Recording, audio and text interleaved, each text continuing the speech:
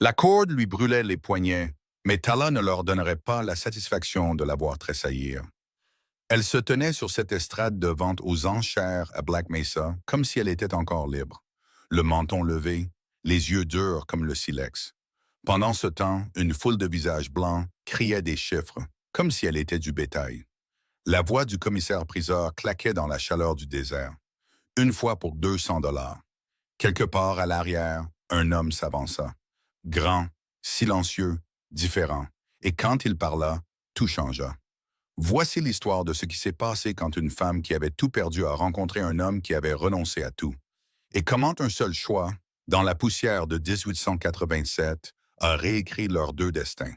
Si vous voulez voir jusqu'où va cette histoire, cliquez sur le bouton. J'aime et laissez un commentaire avec le nom de votre ville. Maintenant, commençons. La chaleur à Black Mesa ne se contentait pas de se poser sur votre peau. Elle s'enfonçait dans vos poumons, épaisse et implacable. Le genre de chaleur qui rendait les hommes méchants et les femmes acerbes. La ville elle-même n'était guère plus qu'une rangée de bâtiments cuits par le soleil, accrochés au bord de nulle part. Là où la seule loi était de la distance et la seule pitié était la pluie.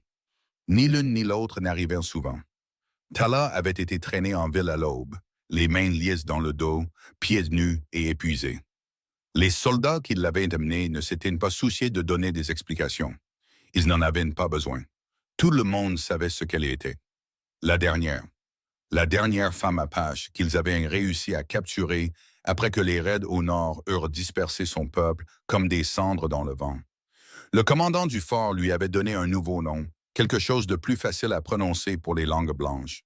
Son vrai nom, celui que sa mère lui avait murmuré sous les étoiles, avait disparu maintenant, enterré avec tout le reste. Elle se tenait sur une estrade en bois au centre de la ville, érigée spécialement pour l'occasion. Ce n'était pas la première fois que Black Mesa organisait une vente aux enchères.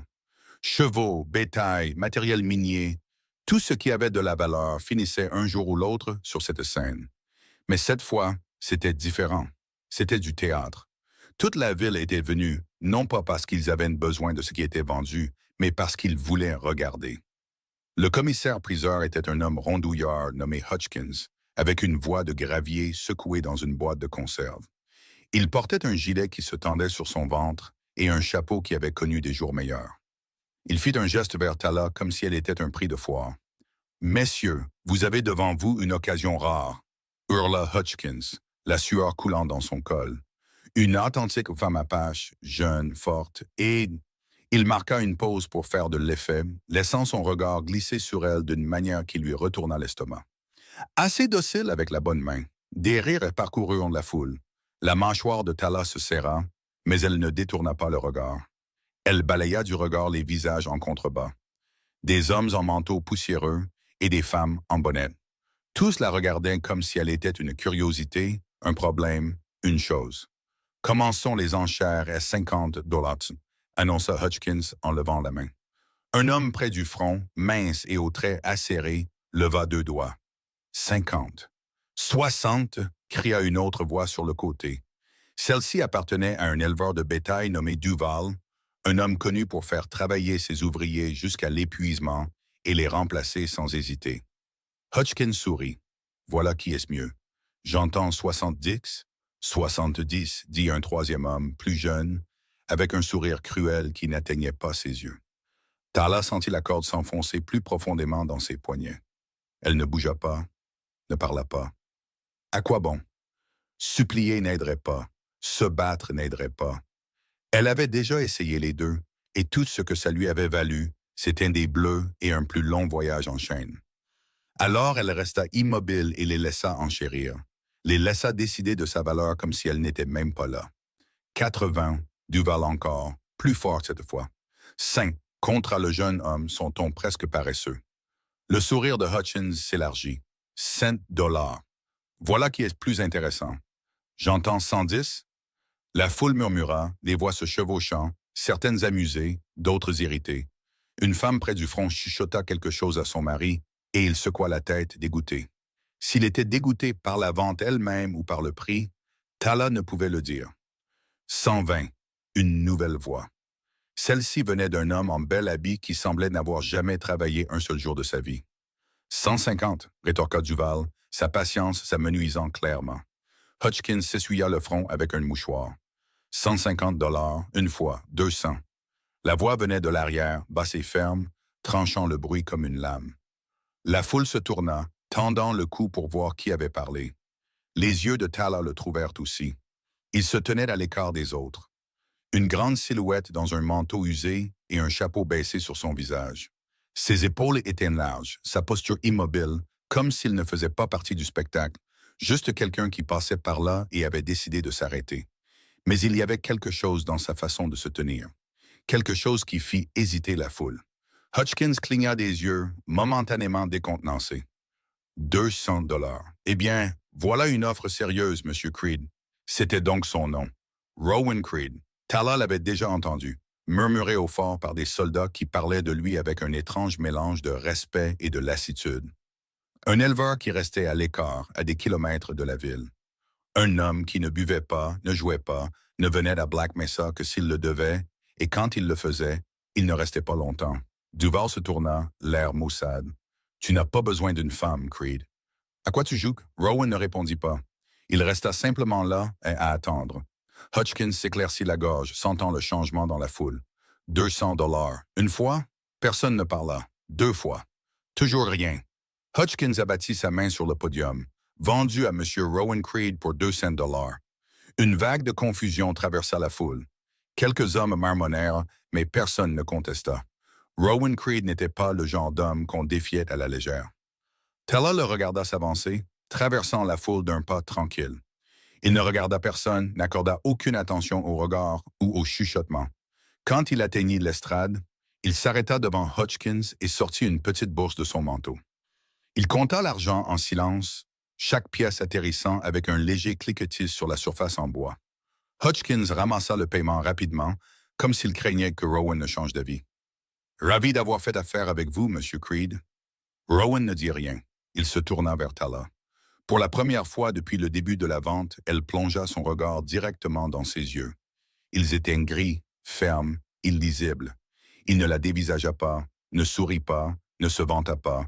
Il la regarda simplement comme si elle était une personne, pas un achat.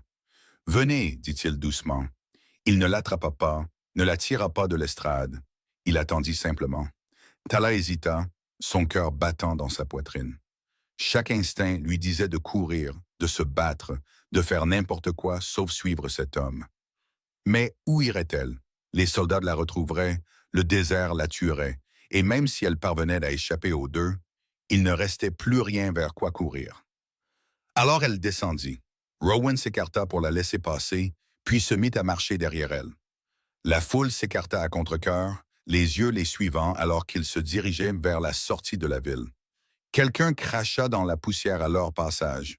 Un autre marmonna quelque chose de trop bas pour être entendu, mais le mépris était clair. Tala continua de marcher. Au bord de la ville, là où la route se dissolvait en terrain découvert, Rowan s'arrêta. Il plongea de nouveau la main dans son manteau et pendant un bref instant de panique, Tala pensa qu'il allait sortir une arme. Au lieu de cela, il sortit un couteau. Elle se tendit. « Ne bougez pas, dit-il. » Avant qu'elle ne puisse réagir, il passa derrière elle et coupa les cordes qui liaient ses poignets. La tension se relâcha d'un coup et ses mains tombèrent le long de son corps, à vif et douloureuse. Elle se tourna pour le regarder, l'incrédulité vacillant sur son visage. Rowan plia le couteau et le rangea dans son manteau. Puis il sortit une gourde de sa selle et la lui tendit. « De l'eau, dit-il. » Tala ne bougea pas. « Vous avez soif, dit Rowan, d'un ton neutre. Prenez. » Lentement, elle tendit la main et prit la gourde. L'eau était tiède, mais c'était la première chose propre qu'elle goûtait depuis des jours. Elle but à grandes gorgées, essayant de ne pas laisser ses mains trembler. Quand elle eut fini, elle la lui rendit. Rowan l'accrocha à sa selle sans un mot.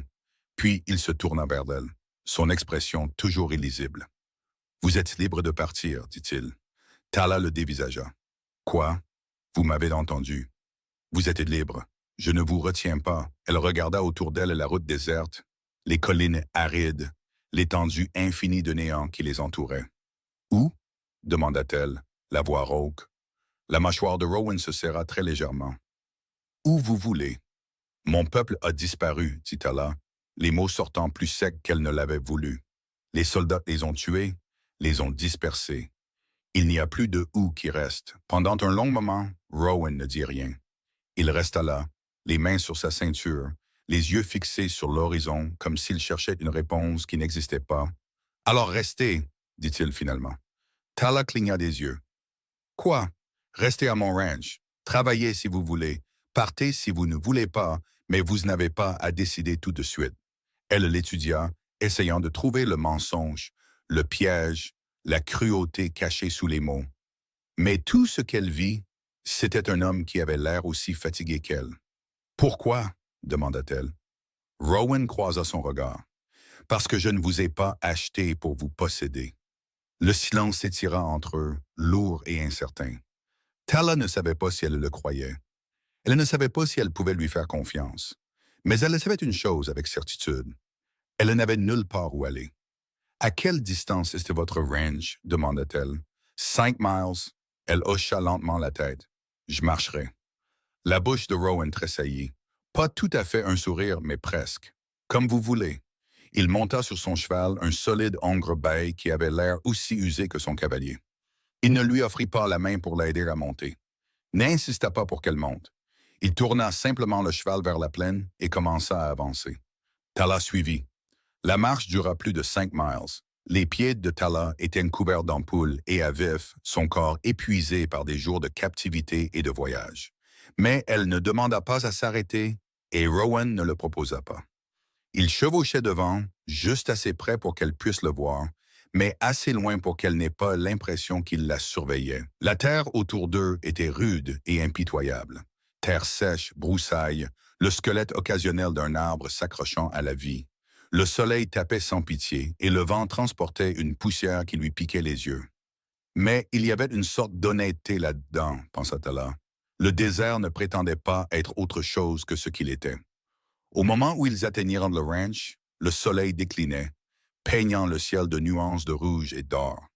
Le ranch lui-même était simple, une maison de plain-pied en bois brut et en pierre, une grange qui avait connu des jours meilleurs, un corral avec quelques chevaux et un puits près de la porte d'entrée. Ce n'était pas grand-chose, mais ça avait l'air solide, permanent. Rowan descendit de cheval et mena sa monture vers la grange. Tala resta où elle était, debout au bord de la propriété comme si elle attendait la permission d'entrer. Rowan jeta un coup d'œil en arrière. « Vous venez? » Elle hésita, puis hocha la tête. Elle le suivit jusqu'à la grange où il dessaya le cheval et le bouchonna avec une efficacité experte. Il ne parla pas, n'expliqua rien, travailla simplement en silence. Quand il eut fini, il se tourna vers elle. « Vous avez faim? » L'estomac de Tala répondit avant qu'elle ne le puisse. Rowan hocha la tête comme si cela réglait la question et la mena vers la maison. À l'intérieur, l'endroit était sobre mais propre. Une table, quelques chaises, un poêle dans le coin. Pas de décoration, pas de douceur, rien qui ne suggère que quelqu'un vivait là, sauf par nécessité. Rowan se dirigea vers le poêle et alluma un feu. Il sortit d'une marmite, la remplit d'eau d'une cruche et la mit à bouillir. Puis il ouvrit un placard et sortit un sac de haricots, de la viande séchée et quelques légumes flétris. « Pas grand-chose, dit-il presque en s'excusant, mais ça vous remplira l'estomac. » Tala s'assit à la table, le regardant travailler. C'était étrange de voir un homme cuisiner sans se plaindre, sans attente. Dans sa tribu, les femmes s'occupaient de la nourriture. Mais ici, seul, Rowan le faisait lui-même. Il se déplaçait avec la même efficacité silencieuse qu'il avait montrée avec le cheval. Pas de mouvement inutile, pas d'hésitation. Quand la nourriture fut prête, il la servit dans 2 bols en étain et en posa un devant elle.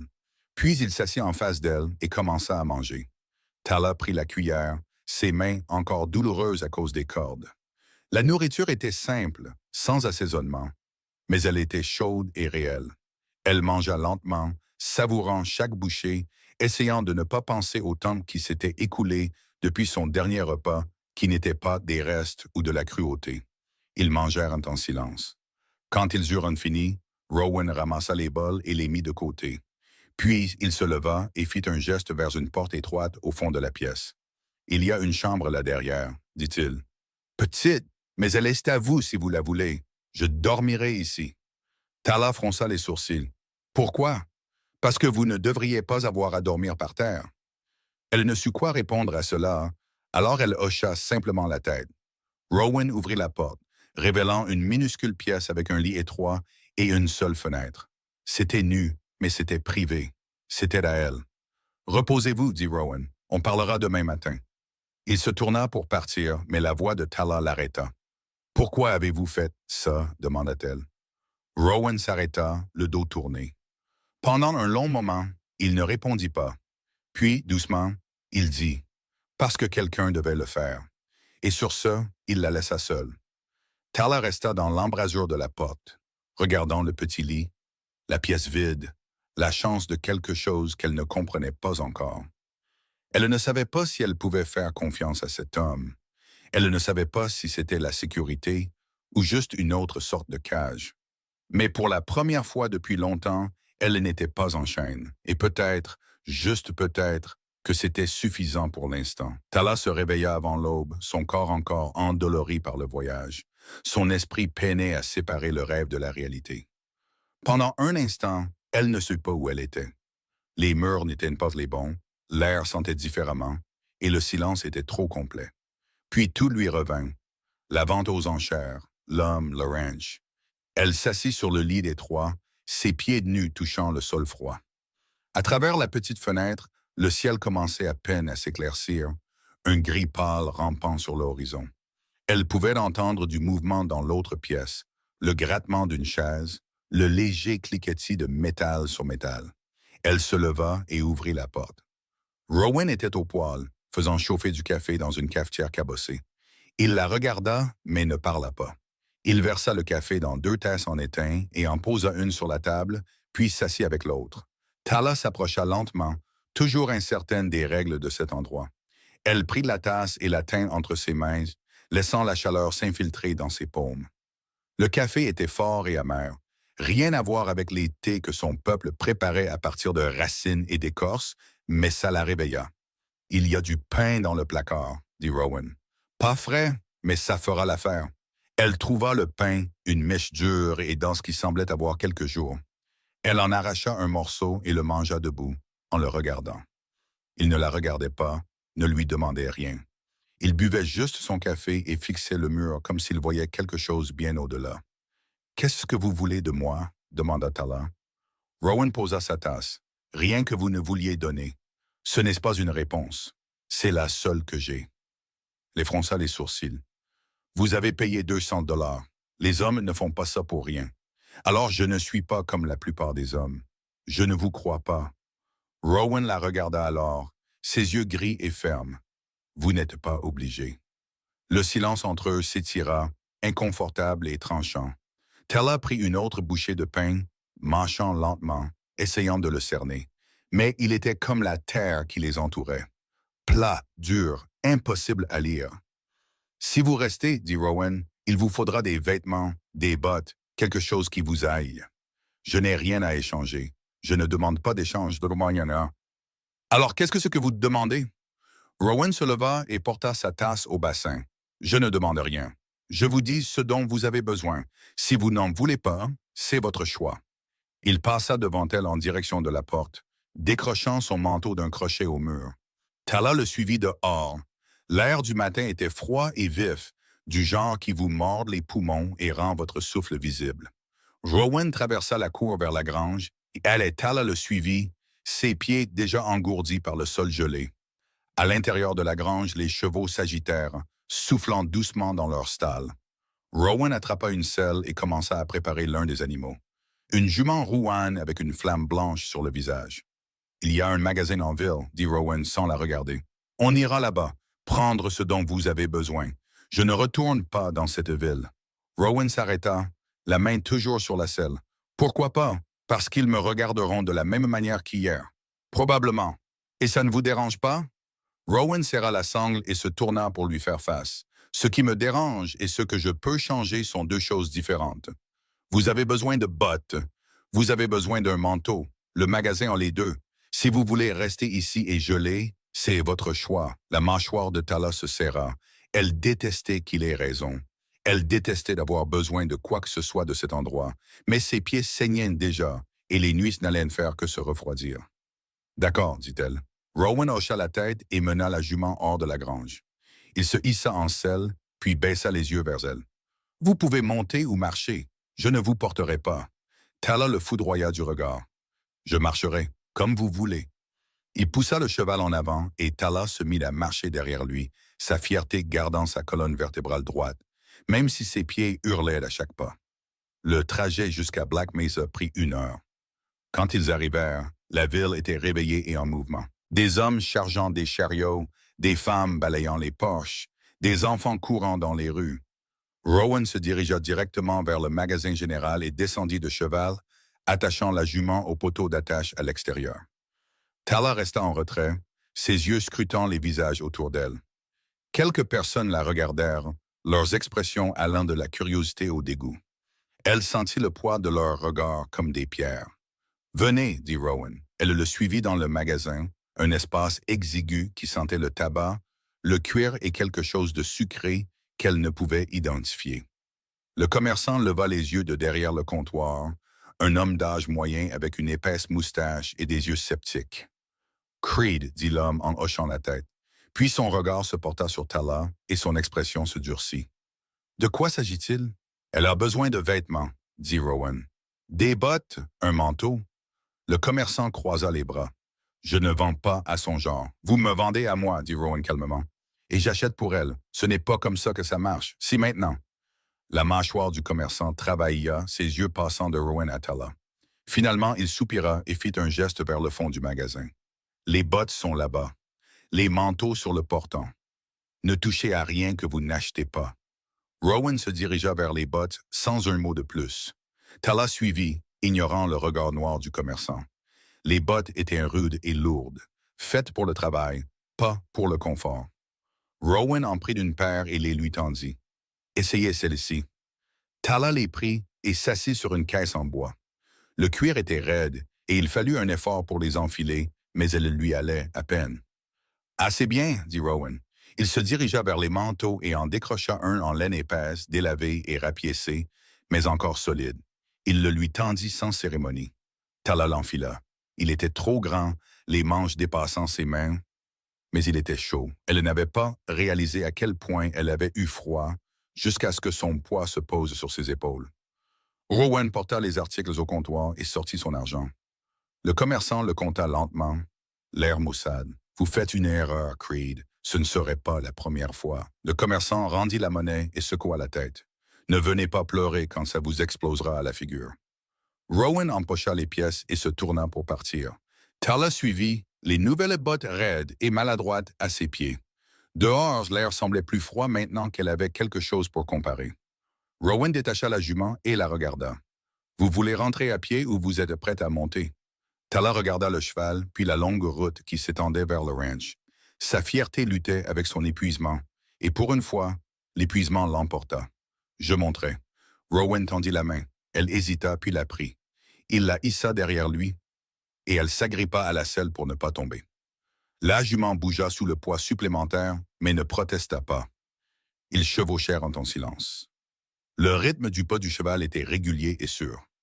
Tala garda les yeux sur l'horizon, essayant de ne pas penser à quel point elle était proche de cet homme, à quel point il était étrange de dépendre de quelqu'un qu'elle ne connaissait pas. Quand ils atteignirent le ranch, Rowan descendit et l'aida à descendre. Elle trébucha légèrement, ses jambes raides à cause du trajet, mais se rattrapa avant qu'il ne puisse la stabiliser. « Vous avez bien fait, » dit Rowan en menant la jument à la grange. « Je suis entré dans un magasin, » dit Tala platement. « Ce n'est pas bien faire, c'est survivre. » Rowan la regarda. Parfois, c'est la même chose. Au cours des jours suivants, Tala commença à apprendre les contours du ranch, la façon dont le vent se déplaçait dans la vallée, les endroits où le sol était plus meuble, le rythme du travail qui maintenait l'endroit en vie. Rowan ne lui demanda pas d'aider, mais elle commença quand même. De petites choses au début. Nourrir les poules, porter l'eau du puits, balayer le porche. Il ne la remercia pas. Il ne commenta pas. Il se déplaçait simplement autour d'elle comme si elle avait toujours été là. Un matin, elle le trouva en train de réparer une clôture près du corral. Le bois était éclaté et vieux, tenant à peine ensemble. Il travaillait méthodiquement, retirant les lattes cassées et les remplaçant par des neuves. Tala regarda un instant, puis ramassa un marteau par terre et le lui tendit. Rowan regarda le marteau, puis elle. Vous savez comment utiliser ça? Je sais comment frapper des choses. Un léger sourire se dessina au coin de sa bouche. Ça suffira. Il lui montra comment planter les clous, comment tenir le bois fermement, comment tester la solidité de la réparation. Ils travaillèrent côte à côte, sans parler, se déplaçant simplement à travers la tâche, avec une compréhension partagée qui n'avait pas besoin de mots. Quand la clôture fut terminée, Rowan recula et l'inspecta. Pas mal, ça tiendra, dit Tala. C'est tout ce dont on a besoin. Ce soir-là, Rowan prépara un ragoût, quelque chose d'épais et de simple, lourd en pommes de terre et en viande. Ils mangèrent ensemble à la table, le feu crépitant dans le poêle. Pourquoi vivez-vous seul? Demanda soudain Tala. Rowan s'arrêta, sa cuillère à mi-chemin de sa bouche. Pourquoi quelqu'un vit-il seul? Ce n'est pas une réponse. Il posa la cuillère. J'ai eu une famille une fois, une femme, une fille. Elles sont parties. Tala ne demanda pas comment. Elle n'en avait pas besoin. La façon dont il l'avait dit, plate, finale, lui disait tout. J'ai eu une famille, moi aussi, dit-elle doucement d'Adoman. Rowan hocha la tête. Je sais. Ils restèrent assis en silence après cela, deux personnes portant un poids qu'elles ne pouvaient pas déposer.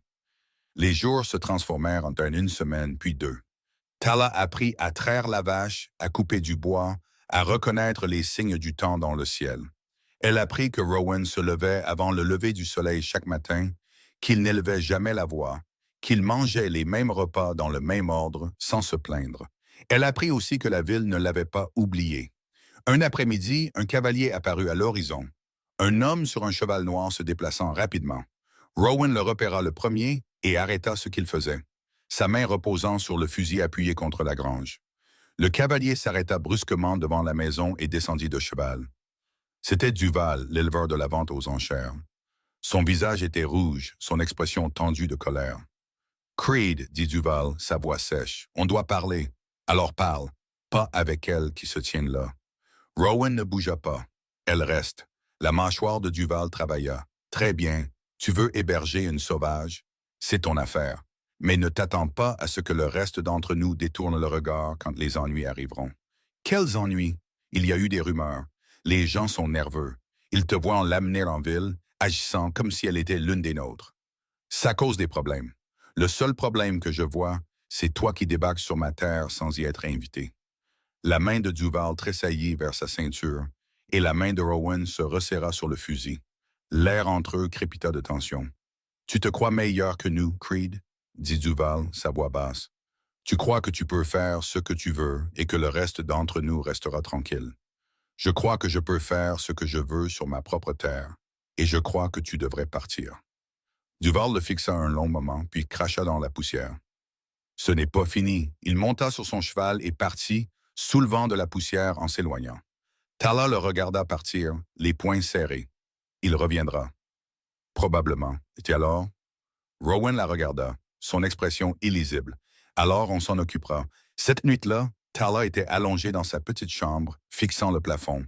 Elle ne pouvait entendre Rowan bouger dans l'autre pièce, ses pas lents et délibérés. Elle pensa aux mots de Duval, à la colère dans ses yeux. Elle pensa à la façon dont Rowan s'était interposé entre eux, calme et inflexible. Elle pensa au fait que pour la première fois depuis que les soldats l'avaient emmenée, elle ne se sentait pas complètement seule. Mais elle savait aussi que la sécurité était une chose fragile. Et dans un endroit comme Black Mesa, les choses fragiles ne duraient pas longtemps. Le lendemain matin, Rowan était déjà debout quand elle sortit de sa chambre. Il était assis à la table, nettoyant son fusil, les pièces étalées devant lui comme un puzzle. « Tu t'attends à des ennuis? » demanda Tala. « Toujours. » Elle s'assit en face de lui. « Qu'est-ce qui se passe s'ils viennent? Ça dépend de ce qu'ils veulent. Ils veulent que je parte. » Rowan leva les yeux, ses yeux gris rencontrant les siens. « Alors ils devront d'abord passer sur mon corps. » Le souffle de Tala se coupa. « Pourquoi? Parce que j'ai dit que tu pouvais rester, et je le pensais. » Elle ne sut quoi répondre à cela, alors elle hocha simplement la tête. Rowan retourna au nettoyage du fusil, ses mains fermées et sûres. Tala le regarda un moment, puis se leva et se dirigea vers le poêle. Elle commença à faire chauffer de l'eau pour le café, ses mouvements automatiques maintenant familiers. Quand le café fut prêt, elle versa 2 tasses et en posa une devant lui. Il leva les yeux, surpris, puis hocha la tête en guise de remerciement. Ils burent en silence, le fusil entre eux comme une promesse. Les jours passèrent. Personne ne vint. Mais Tala sentait la tension monter comme un orage se formant à l'horizon. L'air semblait plus lourd, le silence plus bruyant. Un soir, alors que le soleil se couchait, Rowan revint de sa ronde et trouva Tala assise sur les marches du porche, regardant la terre. « Ça va ?» demanda-t-il. « Non. » Il s'assit à côté d'elle, pas trop près, lui laissant de l'espace. « Qu'est-ce qui ne va pas? »« Je n'ai ma place nulle part. »« Je me passe nulle part, dit Tala. Je n'appartiens à aucun endroit. » Rowan resta silencieux un moment. Puis il dit « Moi non plus. » Elle se tourna pour le regarder. « Qu'est-ce que tu veux dire? »« Je veux dire que je vis seul ici depuis 5 ans. Je ne vais en ville que si je dois le faire. Je ne parle aux gens que si je dois le faire. J'existe, c'est tout. Ce n'est pas appartenir. C'est juste ne pas mourir. » La gorge de Tala se serra. « Alors pourquoi m'as-tu acheté? Parce que j'en avais marre de voir les gens souffrir et de ne rien faire. Ce n'est pas une raison. C'est la seule que j'ai. » Tala détourna le regard, les yeux brûlants. « Je ne sais pas comment faire ça. » « Faire quoi? Recommencer. Prétendre que tout ce qui s'est passé avant n'a pas eu lieu. »« Je ne te demande pas de prétendre, » dit Rowan. « Je te demande juste de continuer. » Elle rit amèrement. « C'est tout ce que j'ai fait. Continuer, et continuer, et continuer. Et pourquoi? Pour ça, » dit Rowan doucement. « Pour maintenant, pour demain, pour le jour d'après. » Tala secoua la tête. « Tu fais comme si c'était si simple. Ce n'est pas simple. C'est juste tout ce qu'on a. » Ils restèrent assis là alors que le ciel s'assombrissait. 2 personnes brisées essayant de trouver comment être entières. Une semaine plus tard, Tala était dans la grange quand elle entendit des voix dehors. Elle se figea, sa main se resserrant sur la fourche qu'elle utilisait pour déplacer le foin. Elle se glissa jusqu'à la porte de la grange et regarda dehors. 3 hommes à cheval étaient arrivés à la maison. Duval était l'un d'eux. Les 2 autres, elle ne les reconnaissait pas, mais ils avaient le même regard dur. Le genre d'hommes qui résolvent les problèmes avec leurs poings. Rowan sortit sur le porche, le fusil à la main. « Duval, » dit-il calmement. « Creed, on est venu te faire entendre raison. »« J'écoute. » Un des autres hommes, un type maigre avec une cicatrice sur la joue, cracha dans la poussière. « La ville a décidé. La femme Apache s'en va. Tu peux garder ta terre, garder ta vie, mais elle part. Et si je dis non? » Duval se pencha en avant sur sa selle. « Alors j'en en fais un problème. » La prise de Rowan sur le fusil se resserra, mais sa voix resta calme. « Je l'ai achetée. Elle est sous ma protection. Ça veut dire qu'elle reste. Tu ne peux pas la protéger pour toujours, » dit l'homme balafré. « Je peux essayer. » Le 3e homme, plus âgé et plus corpulent, secoua la tête. « Tu es un imbécile, Creed. Tu jettes ta vie en l'air pour une sauvage. »« Elle a un nom, » dit Rowan. « Elle ne va nulle part. » Le cœur de Tala battait la chamade dans sa poitrine. Elle voulait courir dehors, dire à Rowan d'arrêter, de la laisser partir. Mais quelque chose la retint. Peut-être la peur, peut-être autre chose. Le cheval de Duval s'agita nerveusement. « Dernière chance, Creed. » Ma réponse est la même. Pendant un long moment, personne ne bougea. Puis Duval fit demi-tour à son cheval. « Tu le regretteras. » Les 3 hommes s'éloignèrent, leurs chevaux soulevant de la poussière en disparaissant au loin. Rowan resta sur le porche, les regardant partir. Quand ils furent hors de vue, il laissa échapper un lent soupir et baissa le fusil.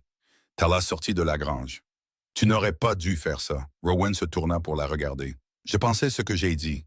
Tu restes. Ils reviendront, et la prochaine fois, ils ne se contenteront pas de parler. »« Je sais. Alors pourquoi? » La mâchoire de Rowan se serra. « Parce que quelqu'un doit se dresser, et j'en ai marre d'être celui qui ne le fait pas. » Tala sentit quelque chose se fissurer en elle, quelque chose de brut et de sans défense. Elle ne pleura pas. Elle ne le remercia pas. Elle resta juste là, à regarder cet homme qui s'était jeté entre elle et le monde, sans autre raison que c'était la bonne chose à faire. Et pour la première fois depuis que les soldats l'avaient emmenée, elle se permit de croire que peut-être, juste peut-être, elle n'était pas seule. Cette nuit-là, Tala ne put dormir. Elle était allongée sur le lit étroit, fixant le plafond, écoutant le vent gratter contre les murs. Chaque son l'attendait, un craquement, un bruissement, l'appel lointain d'un coyote. Elle revoyait sans cesse le visage de Duval, la façon dont sa main avait plané près de son arme, la certitude froide dans ses yeux. Elle se leva et se dirigea vers la fenêtre. La lune était brillante, projetant de longues ombres sur la cour. Rien ne bougeait, mais cela ne voulait pas dire que rien n'arrivait. Elle entendit des pas dans l'autre pièce et sut que Rowan était réveillé aussi. Elle ouvrit sa porte doucement et le trouva assis à la table, le fusil sur ses genoux, les yeux fixés sur la porte d'entrée. « Tu devrais dormir, dit-il sans la regarder. Toi aussi. Quelqu'un doit rester éveillé. » Tala traversa la pièce et s'assit en face de lui. « Ils ne viendront pas ce soir. Tu n'en sais rien. Toi non plus. » La mâchoire de Rowan se serra, mais il ne discuta pas. Ils restèrent assis en silence pendant un moment, la lumière de la lampe vacillant entre eux. « Pourquoi ne m'as-tu pas simplement laissé partir ?» demanda finalement Tala. Les yeux de Rowan se posèrent sur les siens. « Tu veux partir?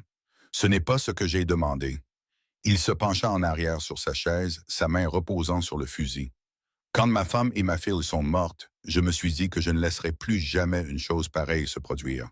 Je ne resterai plus jamais les bras croisés à regarder quelqu'un souffrir alors que je pouvais faire quelque chose. Mais tu l'as fait. Tu es resté les bras croisés pendant des années. Je sais. Alors, qu'est-ce qui a changé? » Rowan resta silencieux un long moment, puis il dit, « Toi debout sur cette estrade, avec l'air de préférer mourir plutôt que de te soumettre. J'ai vu ma femme en toi, la façon dont elle tenait tête à des hommes 2 fois plus grands qu'elle sans broncher. J'ai vu ma fille, la façon dont elle me regardait quand elle pensait que je ne la voyais pas, comme si elle croyait que je pouvais tout réparer. » Il marqua une pause, sa voix plus rauque maintenant. « Et j'ai réalisé que j'étais mort depuis 5 ans et qu'il était peut-être temps d'arrêter. » Tala sentit quelque chose bouger en elle, quelque chose qu'elle ne pouvait nommer. « Je ne suis ni ta femme ni ta fille. Je sais. Je ne suis pas une seconde chance. Je le sais aussi. » Elle scruta son visage, cherchant le mensonge, l'attente, le besoin. Mais tout ce qu'elle vit, c'était de l'épuisement et quelque chose qui ressemblait à de l'honnêteté. « Je ne sais pas comment être reconnaissante, » dit Tala doucement. « Alors ne le sois pas. Je ne sais pas comment te faire confiance. Alors ne le fais pas. Alors qu'est-ce que tu veux de moi? » Rowan croisa son regard. « Reste juste en vie, c'est suffisant. » Tala détourna le regard, la gorge serrée. Elle ne savait pas quoi faire de ça, ne savait pas comment le gérer. « Tu devrais te reposer, » dit Rowan. « Je monterai la garde. » Elle se leva, hésita, puis hocha la tête.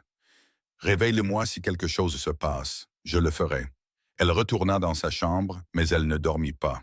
Elle resta juste allongée, écoutant le silence, se demandant combien de temps il durerait. Le lendemain matin, Rowan était déjà debout et en mouvement au moment où Tala émergea. Il avait scellé la jument et attaché un paquet au pommeau de la selle. « Où vas-tu? » demanda Tala. « En ville. J'ai besoin de provisions. Tu retournes là-bas? Après hier? Je n'ai pas le choix. On manque de farine, de sel, de munitions. Si on doit tenir ici, on a besoin de provisions. » Le ventre de Tala se serra. Ils essayeront quelque chose. Probablement. « Alors je viens avec toi. » Rowan s'arrêta et la regarda. « Non, tu ne peux pas m'en empêcher. Je peux essayer. Pourquoi? Tu penses que j'ai besoin de protection? Je pense que venir avec toi ne fera qu'empirer les choses. Et venir seul leur fera croire que tu es faible, qu'ils peuvent te bousculer. » La mâchoire de Rowan travailla. Il savait qu'elle avait raison. « D'accord, mais tu restes près de moi. Et si je te dis de courir, tu cours. Je ne cours pas, alors tu meurs. » Tala soutint son regard. « On verra. » Ils partirent ensemble pour Black Mesa, le soleil du matin déjà chaud sur leur dos. La ville semblait la même qu'avant, poussiéreuse, fatiguée, méfiante. Mais il y avait une tension dans l'air maintenant, quelque chose d'épais et d'attentiste. Les gens s'arrêtaient de faire ce qu'ils faisaient pour les regarder passer.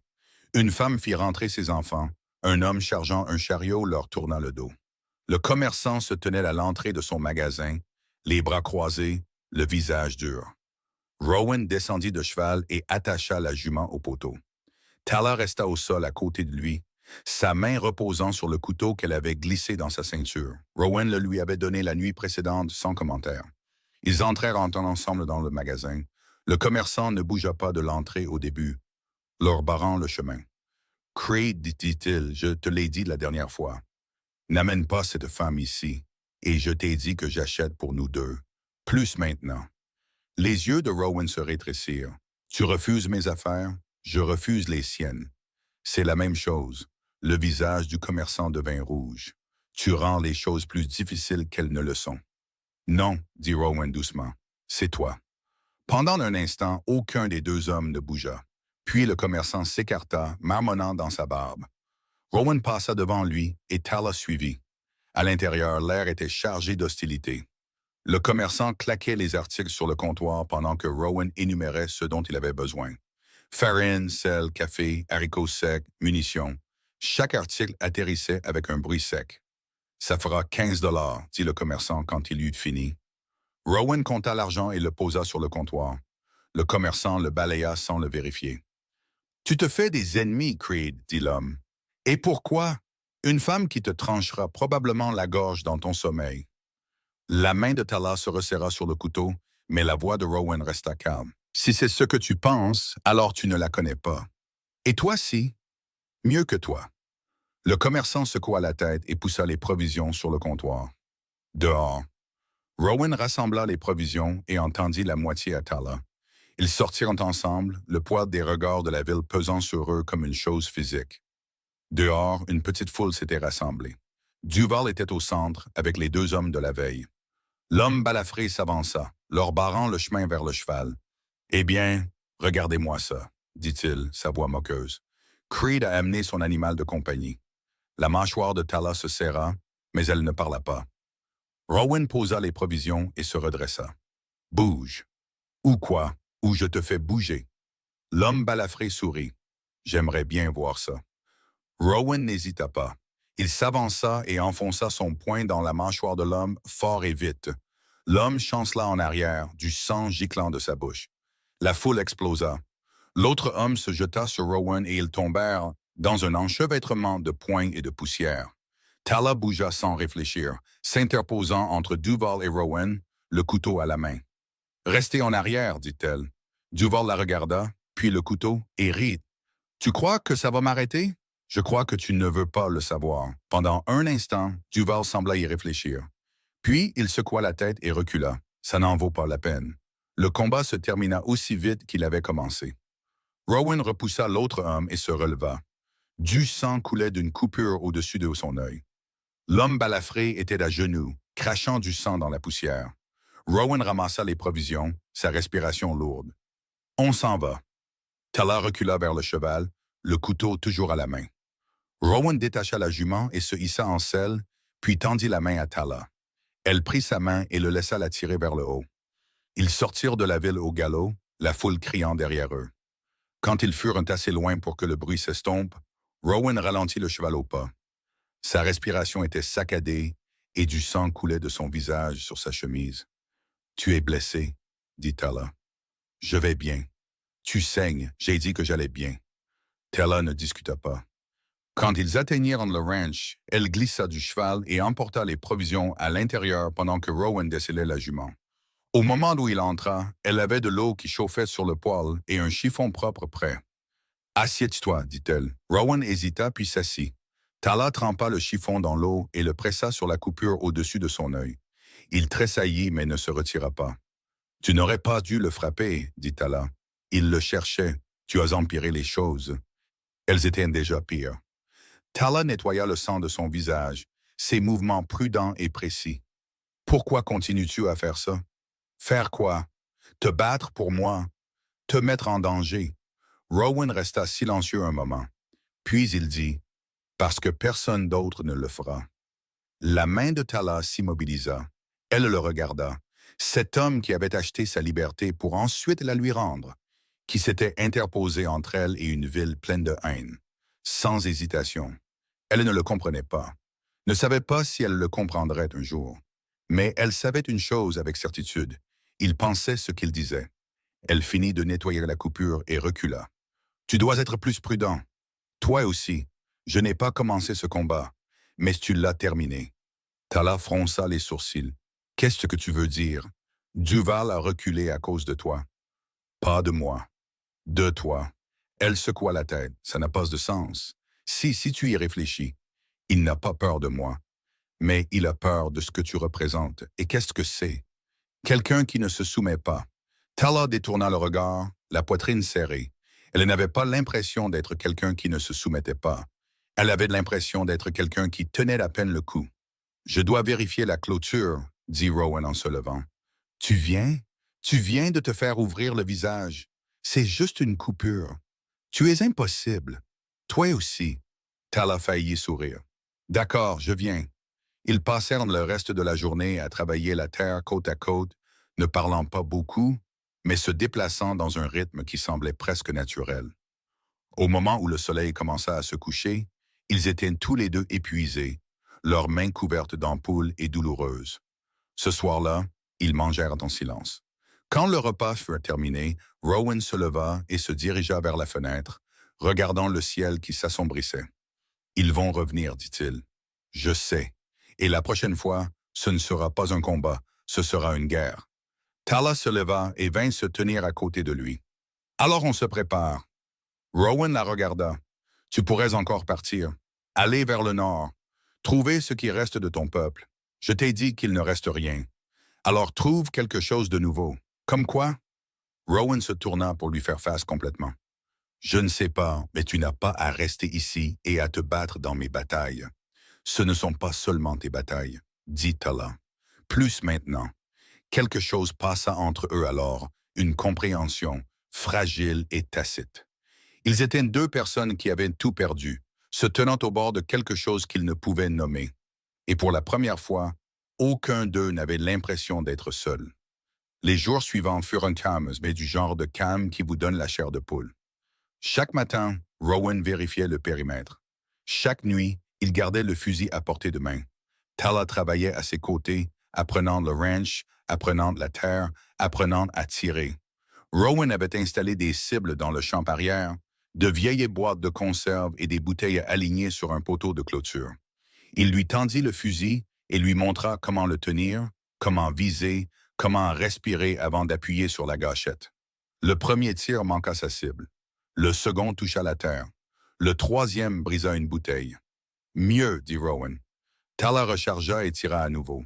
Cette fois, elle toucha 2 bouteilles d'affilée. « Tu apprends vite, je dois le faire. » Ils s'entraînèrent jusqu'à ce que son épaule soit douloureuse à cause du recul et que ses oreilles bourdonnent à cause du bruit.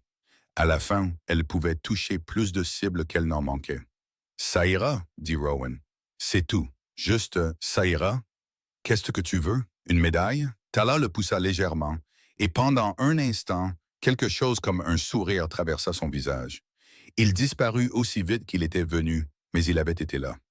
Ce soir-là, alors qu'ils étaient assis sur le porche à regarder les étoiles, Tala demanda « Quel était son nom? » Rowan ne fit pas semblant de ne pas savoir de qui elle parlait.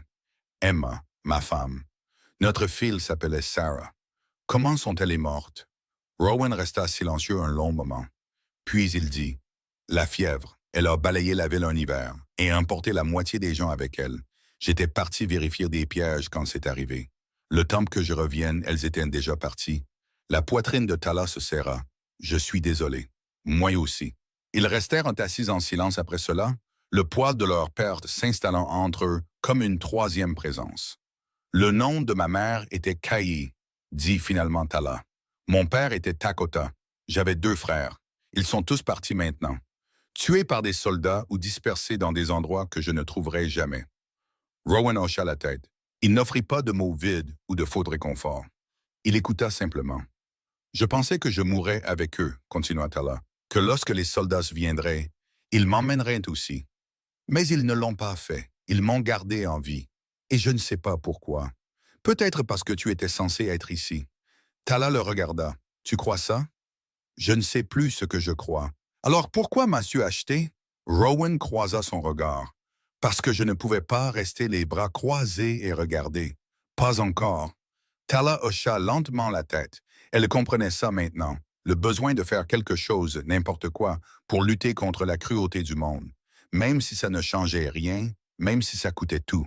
« Merci, dit-elle doucement. Rowan parut surpris. « Pourquoi? Pour ne pas les avoir laissés me briser. Ils ne t'ont pas brisé parce que tu ne les as pas laissés faire. Ce n'est pas moi.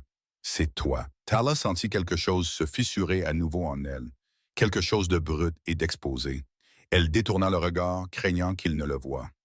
On devrait se reposer, dit Rowan en se levant. Demain sera une journée difficile. Pourquoi? Qu'est-ce qui se passe demain? Je ne sais pas, mais quelque chose se passe.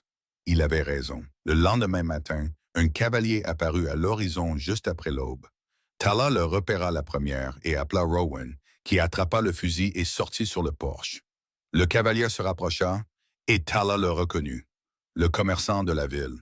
Il était seul, non armé, les mains levées en signe de paix. Rowan garda le fusil pointé sur lui. « Qu'est-ce que tu veux? » Le commerçant arrêta son cheval à une distance de sécurité. « Je ne suis pas ici pour me battre, Creed. Je suis ici pour vous avertir. » « M'avertir de quoi? » « Duval. Il rassemble des hommes, 20, peut-être plus. Il prévoit de venir ici ce soir. » Le sang de Tala se glaça. L'expression de Rowan ne changea pas. « Pourquoi tu me dis ça? » Le commerçant parut mal à l'aise. « Parce que je ne suis pas d'accord avec ce qu'ils font. Je ne t'aime pas, Creed, et je ne l'aime pas elle, mais je ne suis pas un meurtrier. Et c'est ce que ça va devenir si vous ne partez pas. Je ne pars pas, alors tu es un imbécile.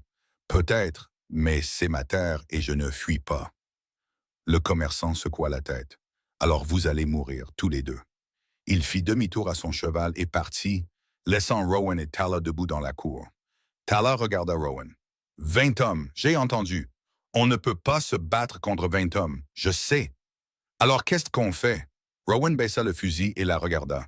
« On les fait réfléchir à deux fois. »« Comment? » »« En étant prêts, en faisant de cet endroit une forteresse, en leur montrant que s'ils viennent ici, ils ne repartiront pas tous. » Le cœur de Tala battait la chamade. « Tu parles de les tuer. Je parle de survivre. » Elle le fixa, cet homme qui avait passé 5 ans à se cacher du monde, qui était maintenant prêt à l'affronter de front. « Tu penses vraiment qu'on peut faire ça? Je pense qu'on n'a pas le choix. » Tala hocha lentement la tête. « Alors préparons-nous. » Ils passèrent le reste de la journée à se préparer. Rowan renforça les portes et les fenêtres, cloua des planches sur les points faibles, installa des positions de tir à l'intérieur de la maison. Tala chargea toutes les armes qu'ils avaient, empila les munitions à portée de main, remplit des seaux d'eau en cas d'incendie. Au moment où le soleil commença à se coucher, le ranch ressemblait à une zone de guerre. Et c'est peut-être ce que c'était. Rowan se tenait près de la fenêtre, observant l'horizon. Tala se tenait à côté de lui, le fusil à la main. « Tu as peur? » demanda-t-elle. Terrifiée. « Moi aussi. » Rowan la regarda. « Tu peux encore partir. Te glisser par derrière. Égaler vers le nord. Ils ne te suivront pas si je suis là. »« Je ne pars pas, Tala. »« Je ne pars pas, répéta-t-elle, sa voix ferme. « On est dans le même bateau. C'est ce que tu as dit, et je te prends au mot. » Rowan la regarda un long moment, puis hocha la tête. « D'accord, ensemble. » Ils restèrent là alors que la lumière s'estompait. 2 personnes qui avaient été brisées par le monde, maintenant prêtes à riposter. Et quand les premières torches apparurent à l'horizon, se déplaçant lentement et délibérément vers le ranch, aucun d'eux ne tressaillit. Les torches se déplaçaient comme des lucioles sur la plaine sombre, lentes et délibérées, s'étalant en un large arc à leur approche. Tala les compta silencieusement. 15. Peut-être plus, cachés dans l'ombre. Ses mains étaient fermes sur le fusil, mais son cœur martelait contre ses côtes. Rowan se tenait à l'autre fenêtre, son profil acéré dans la pénombre. Il avait éteint toutes les lampes à l'intérieur de la maison pour ne pas être des cibles faciles. La seule lumière venait de la lune et des flammes qui approchaient. « Ils prennent leur temps, » dit Tala. « Ils veulent qu'on les voie, qu'on ait peur. » « Est-ce que ça marche? » Rowan la regarda. « Oui. » Elle faillit les rire, mais le son mourut dans sa gorge. Les torches étaient assez proches maintenant pour qu'elle puisse distinguer des formes. Des hommes à cheval, certains portant des fusils, d'autres des torches tenues haut comme s'ils étaient en croisade. Ils s'arrêtèrent à environ 50 mètres, formant une ligne lâche devant la propriété. Pendant un long moment, personne ne bougea. Puis un cavalier se détacha du groupe et avança son cheval. « Duval, Creed », sa voix porta à travers la distance. « Sors, parlons. » Rowan ne bougea pas. « On peut parler d'ici. Ce n'est pas comme ça que ça marche, alors je suppose qu'on ne parle pas. Le cheval de Duval s'agita, sentant la tension de son cavalier.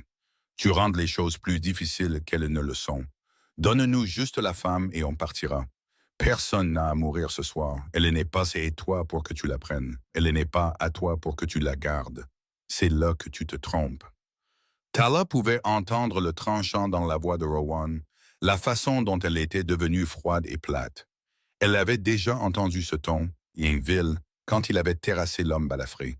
C'était le son d'un homme qui avait fait son choix et ne serait pas ébranlé. Duval se pencha sur sa selle. « Tu crois que tu peux nous retenir? On est 20 contre 2. Fais le calcul, Creed. » « Je l'ai fait. Tu perdras la moitié de tes hommes avant d'atteindre la porte. Peut-être plus. Tu veux savoir quelle moitié? » Quelqu'un dans la ligne rit nerveusement. Duval se tourna et lui lança un regard qui tua le son.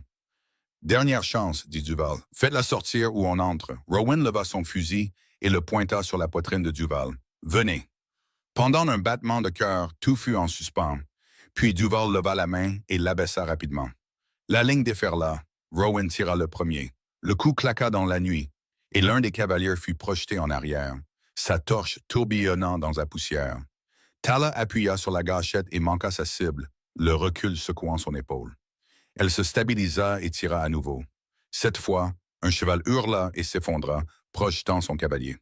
Les hommes se dispersèrent, certains descendant de cheval, d'autres faisant tourner leur monture pour trouver un abri.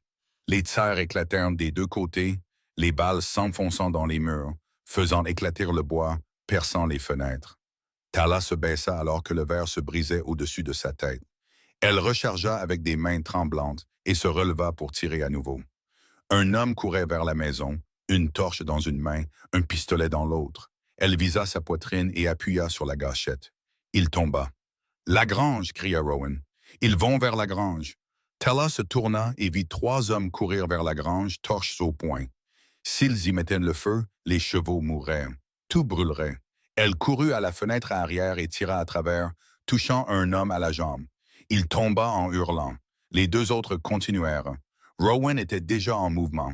Il attrapa un deuxième fusil sur la table et le lui fourra dans les mains. « Empêche-les d'approcher de la maison. »« Je sors. Tu ne peux pas. » Mais il était déjà à la porte arrière, l'ouvrant à la volée et disparaissant dans l'obscurité. Tala jura et se retourna vers la fenêtre avant. 2 hommes essayaient d'atteindre le porche. Elle tira 2 fois, rapidement, et ils se replièrent derrière un abreuvoir. Dehors, elle pouvait entendre le fusil de Rowan aboyer, sec et régulier. Puis un cri, puis le silence. Elle rechargea, ses doigts maladroits à cause de l'adrénaline.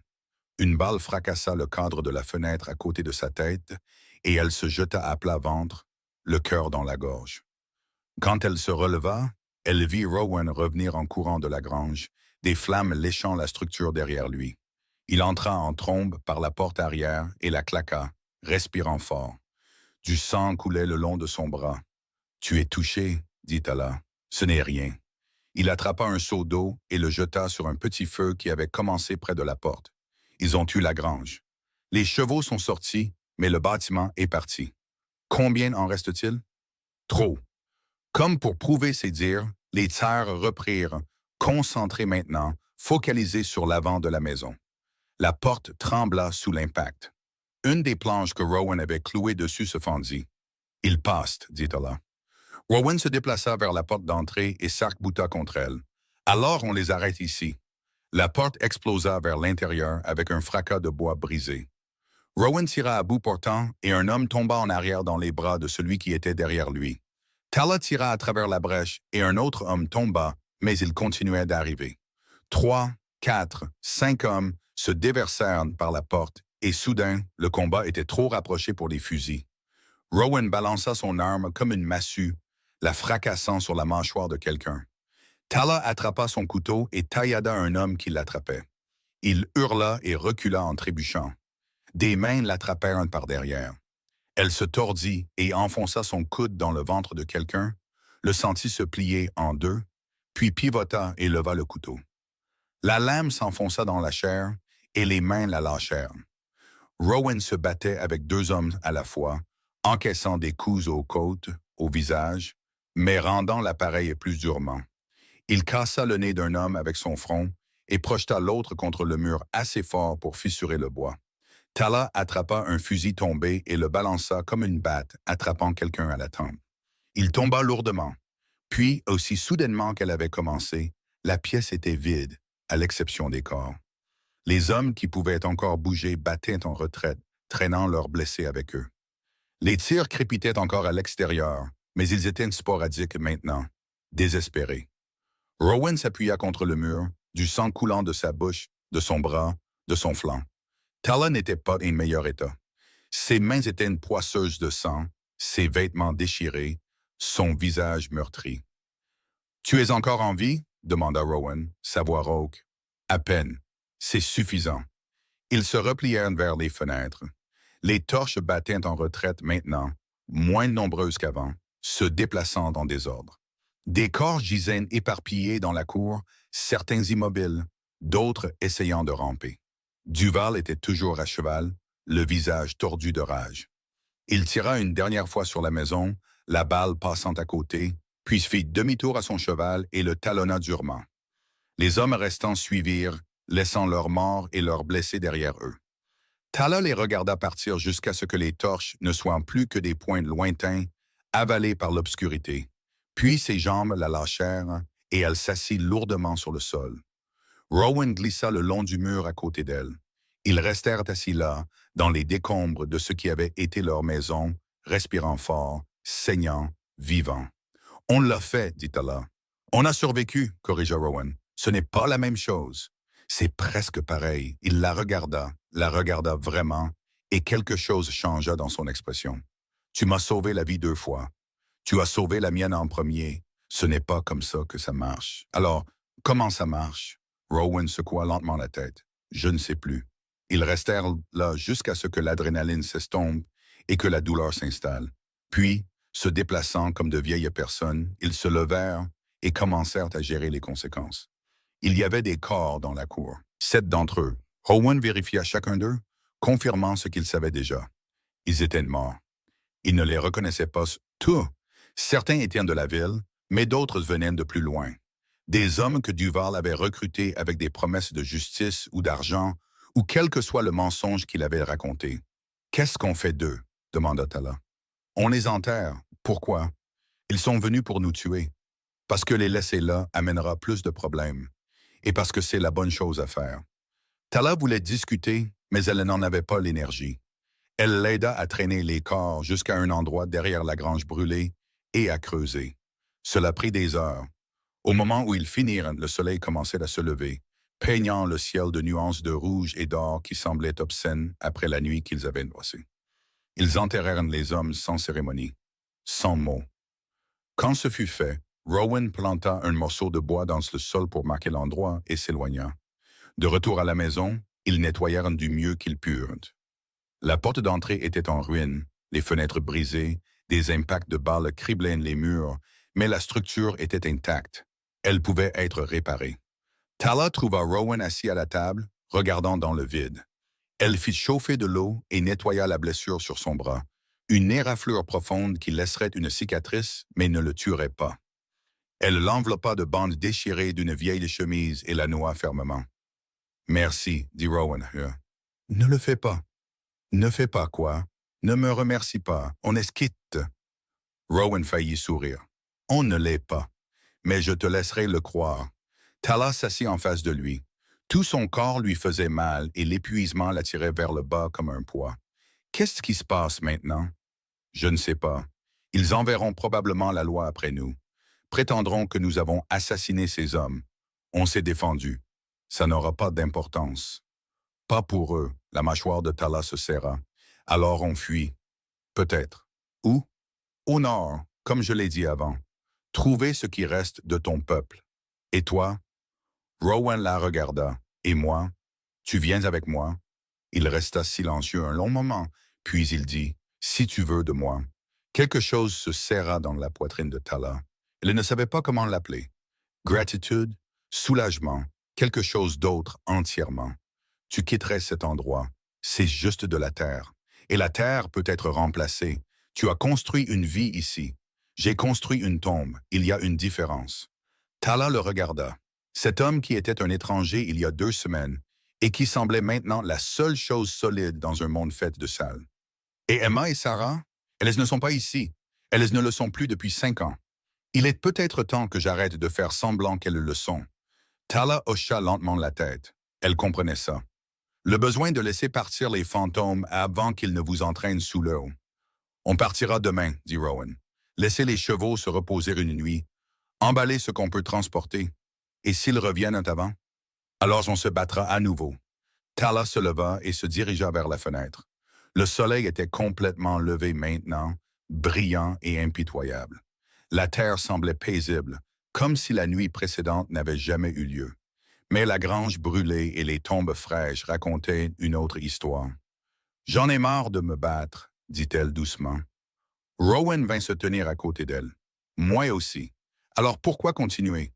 Parce que l'alternative est pire. » Elle se tourna pour le regarder. Quelle est l'alternative? Abandonner, les laisser gagner, mourir sans essayer. Tala y réfléchit.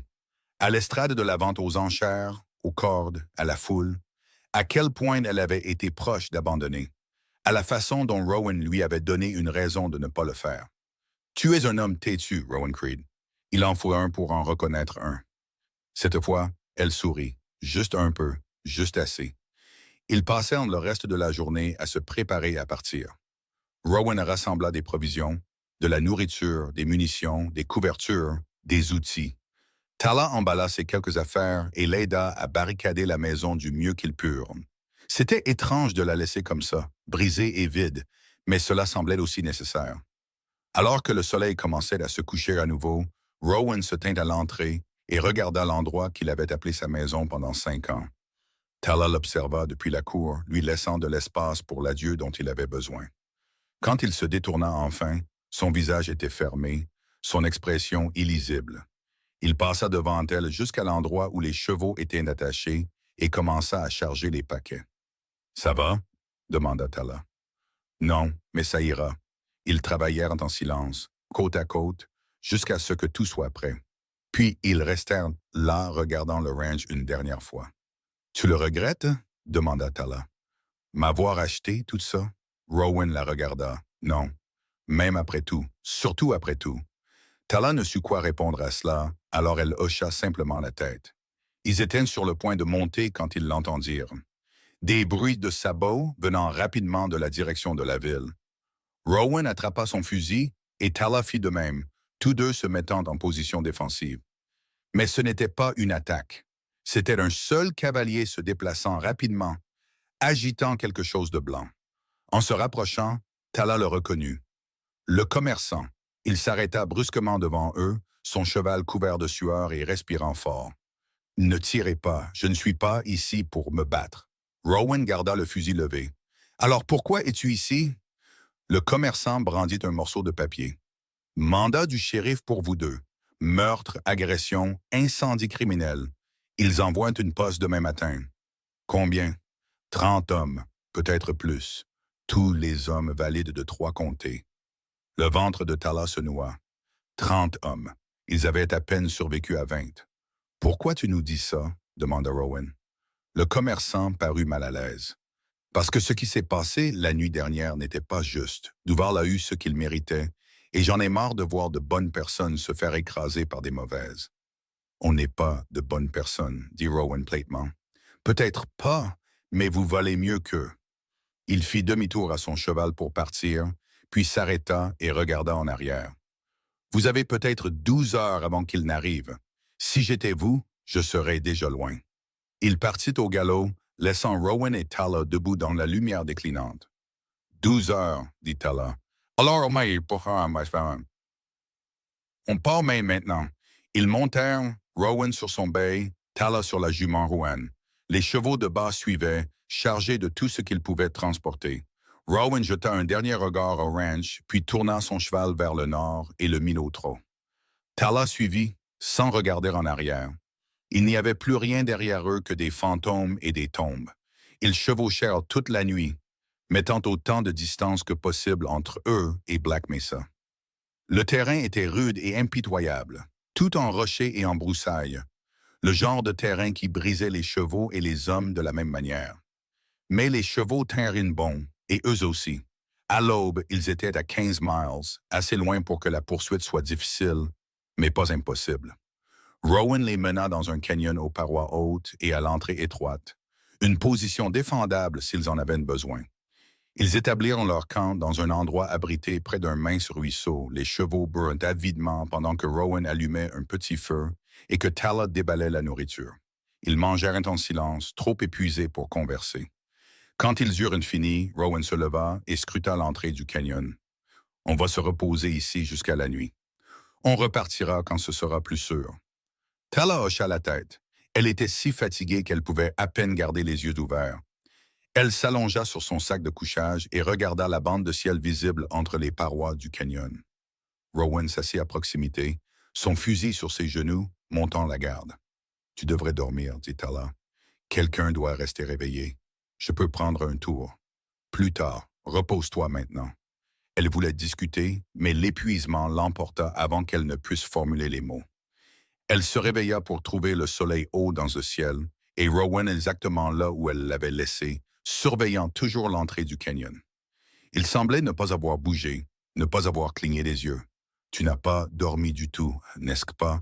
demanda-t-elle. « Je dormirai plus tard. Tu n'arrêtais pas de dire ça, et je le pense à chaque fois. » Tala s'assit et se frotta le visage. Chaque muscle de son corps lui faisait mal, et de nouvelles ecchymoses étaient apparues sur ses bras et ses côtes. « Combien de temps ai-je dormi? Tu aurais dû me réveiller. Tu avais besoin de repos. » Elle se leva et se dirigea vers l'endroit où il était assis. « À ton tour. » Je montrai la garde. Rowan hésita, puis hocha la tête. Il lui tendit le fusil et s'allongea sur son sac de couchage. En quelques minutes, il dormait, sa respiration profonde et régulière. Tala monta la garde, les yeux sur l'entrée du canyon, l'esprit tourné vers tout ce qui s'était passé. Une semaine plus tôt, elle se tenait sur une estrade de vente aux enchères, convaincue qu'elle allait mourir. Maintenant, elle était assise dans un canyon au milieu de nulle part. Une fugitive, une tueuse, une survivante. Elle ne savait pas ce qui allait suivre. Ne savait pas s'ils atteindraient le nord ou si la pousse les rattraperait, ou s'ils mourraient de faim dans un coin de désert maudit avant que l'un ou l'autre n'arrive. Mais pour la première fois depuis plus longtemps qu'elle ne pouvait s'en souvenir, elle avait l'impression d'avancer vers quelque chose au lieu de simplement fuir. Quand Rowan se réveilla quelques heures plus tard, le soleil commençait sa descente. Il s'assit lentement, grimaçant de douleur aux côtes. « Quelque chose ?» demanda-t-il. « Rien. On est tranquille. » Il hocha la tête et se leva, roulant des épaules. « On devrait bientôt bouger, couvrir plus de terrain avant l'aube. » Rowan.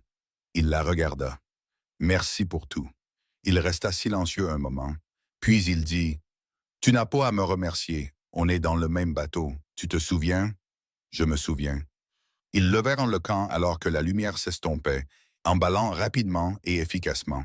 Puis ils montèrent et s'enfoncèrent plus profondément dans le canyon, vers le nord, vers l'inconnu. Le paysage s'ouvrit après un moment, le canyon cédant la place à des plaines ouvertes et à des montagnes lointaines. C'était beau d'une manière rude, tout en couleurs sourdes et en ciel infini. Tala se sentit petite en dessous, insignifiante, mais aussi libre. « Où allons-nous » demanda-t-elle. « Montana, peut-être plus loin. Quelque part où ils ne nous suivront pas. Tu penses qu'un tel endroit existe? Je dois le croire. » Ils chevauchèrent en silence après cela. Le seul son était le rythme régulier des sabots sur le sol dur. Les étoiles sortirent, brillantes et froides, et la lune se leva, pleine et argentée. Quelque part derrière eux, une poste se formait, des hommes avec des fusils et de la colère, déterminés à les voir pendus. Mais ici, sous le ciel infini, cela semblait lointain, comme une histoire arrivée à quelqu'un d'autre. Tala regarda Rowan, cet homme qui avait tout jeté pour se tenir à ses côtés. « Tu penses qu'on y arrivera? » Rowan croisa son regard. « Je pense qu'on essaiera. Et parfois, c'est suffisant. » Tala hocha la tête. Ce n'était pas une promesse, ce n'était même pas de l'espoir, mais c'était quelque chose. Et pour l'instant, c'était tout ce dont ils avaient besoin. Ils ont chevauché pendant 3 jours d'affilée, ne s'arrêtant que lorsque les chevaux avaient besoin de repos ou lorsque l'épuisement les forçait à camper. Le paysage changea à mesure qu'ils voyageaient vers le nord. Les broussailles les laissèrent place à des collines ondulantes, puis à une forêt dense de pins et de trembles. L'air devint plus froid, plus vif, pourtant la promesse de l'hiver. Le quatrième matin, ils atteignirent une crête et virant de la fumée s'élever d'une vallée en contrebas. Rowan arrêta son cheval, sa main se déplaçant instinctivement vers son fusil. Ça pourrait être une ville, dit-elle, ou un camp. Tu veux contourner? Rowan étudia la fumée un long moment. On a besoin de provisions. On n'a presque plus de café et les chevaux ont besoin de grains. On va devoir prendre le risque. Ils descendirent prudemment, suivant un sentier étroit qui serpentait à travers les arbres. En se rapprochant, le son de voix leur parvint. Des rires, le bruit du métal sur le métal, le meuglement du bétail. La colonie était petite, à peine plus qu'une poignée de bâtiments regroupés autour d'un large ruisseau. Un magasin général, une forge, une écurie et ce qui ressemblait à une pension. Une douzaine de personnes se déplaçaient entre les structures, vacants à leurs occupations. Rowan et Tally entrèrent lentement, attirant des regards curieux, mais pas hostiles. Une femme étendant du linge s'arrêta pour les regarder passer. Un homme chargeant un chariot hocha la tête en guise de salut. C'était si normal. Ça semblait surréaliste. Ils descendirent de cheval devant le magasin général et attachèrent leur monture. Rowan jeta un coup d'œil à Tala. « Laisse-moi parler. Pourquoi? Parce que tu as l'air prête à tirer sur quelqu'un. Je suis toujours prête à tirer sur quelqu'un. C'est ce qui m'inquiète. À l'intérieur, le magasin était sombre et exigu, sentant la farine, le tabac et quelque chose de sucré que Tala ne pouvait identifier. Le propriétaire était un homme plus âgé avec une barbe épaisse et des yeux bienveillants. Il leva les yeux de son registre et sourit. « Bonjour les amis. Qu'est-ce que je peux faire pour vous? »« On a besoin de provisions, » dit Rowan. « Du café, du grain pour les chevaux et la viande séchée que vous avez, bien sûr. Vous voyagez loin? Assez loin. » Le propriétaire hocha la tête sans insister. Il se déplaça dans le magasin, rassemblant les articles et les posant sur le comptoir. « Ça fera 8 $. » Rowan compta l'argent et le propriétaire enveloppa tout dans du papier brun. Pendant qu'il travaillait, il jeta un coup d'œil à Tala. « Vous êtes marié? » Tala se raidit, mais Rowan répondit doucement. « Nous le sommes, je m'en doutais. Vous avez ce regard. Ma femme et moi sommes mariés depuis 30 ans.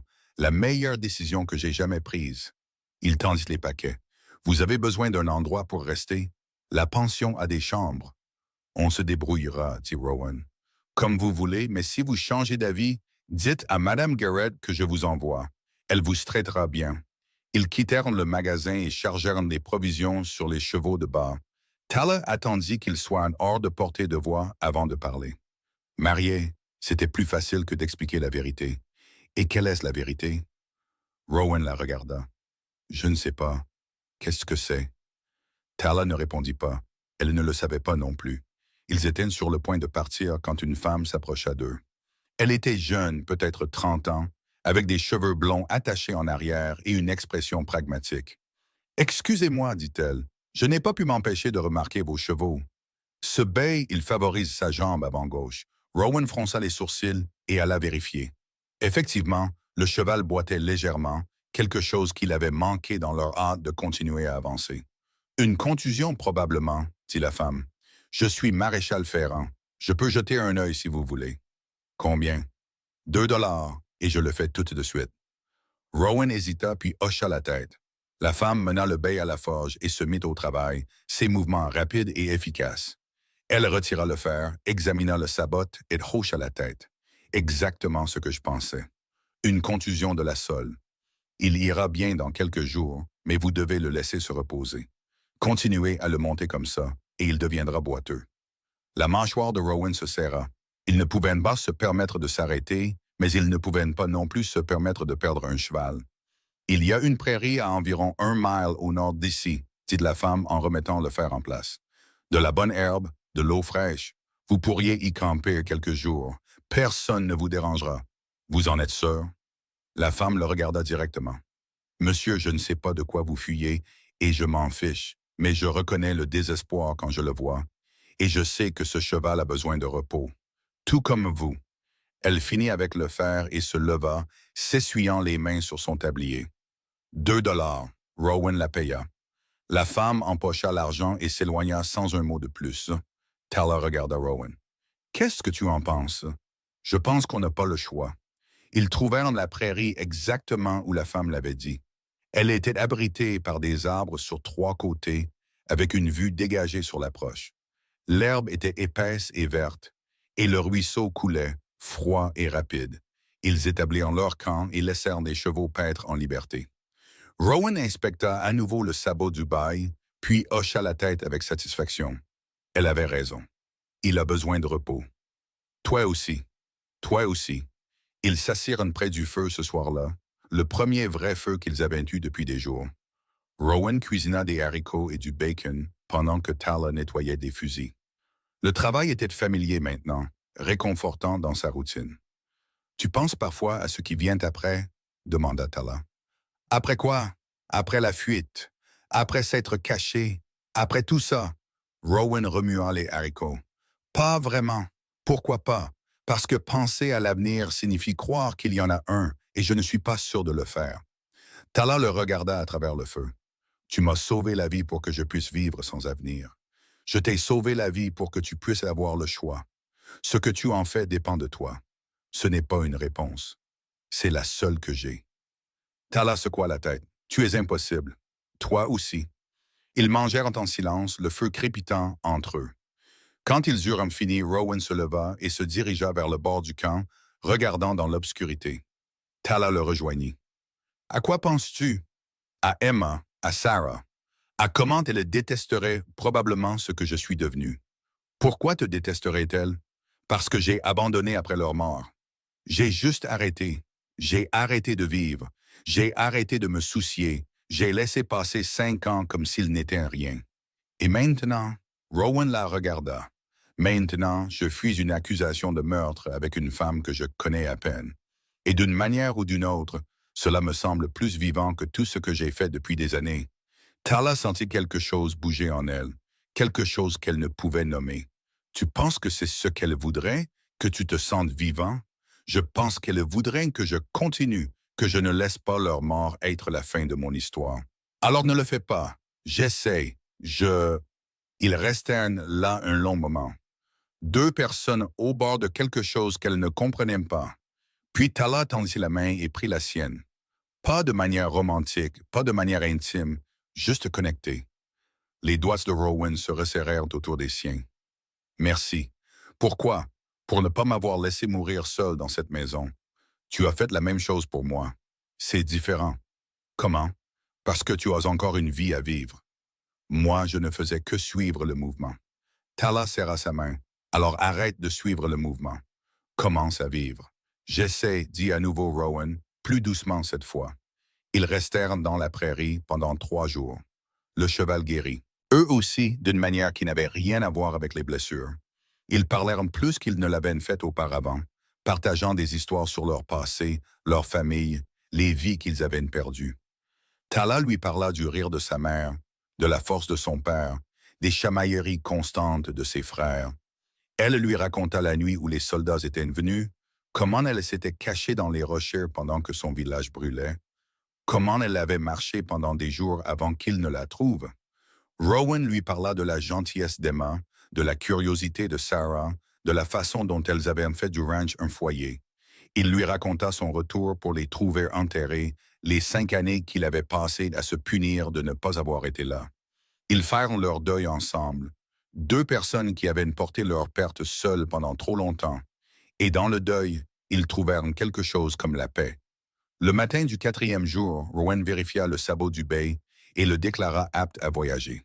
Ils levèrent le camp et montèrent, prêts à repartir. Mais avant de partir, Tala se tourna pour regarder la prairie. « Je suis contente qu'on se soit arrêté. »« Moi aussi.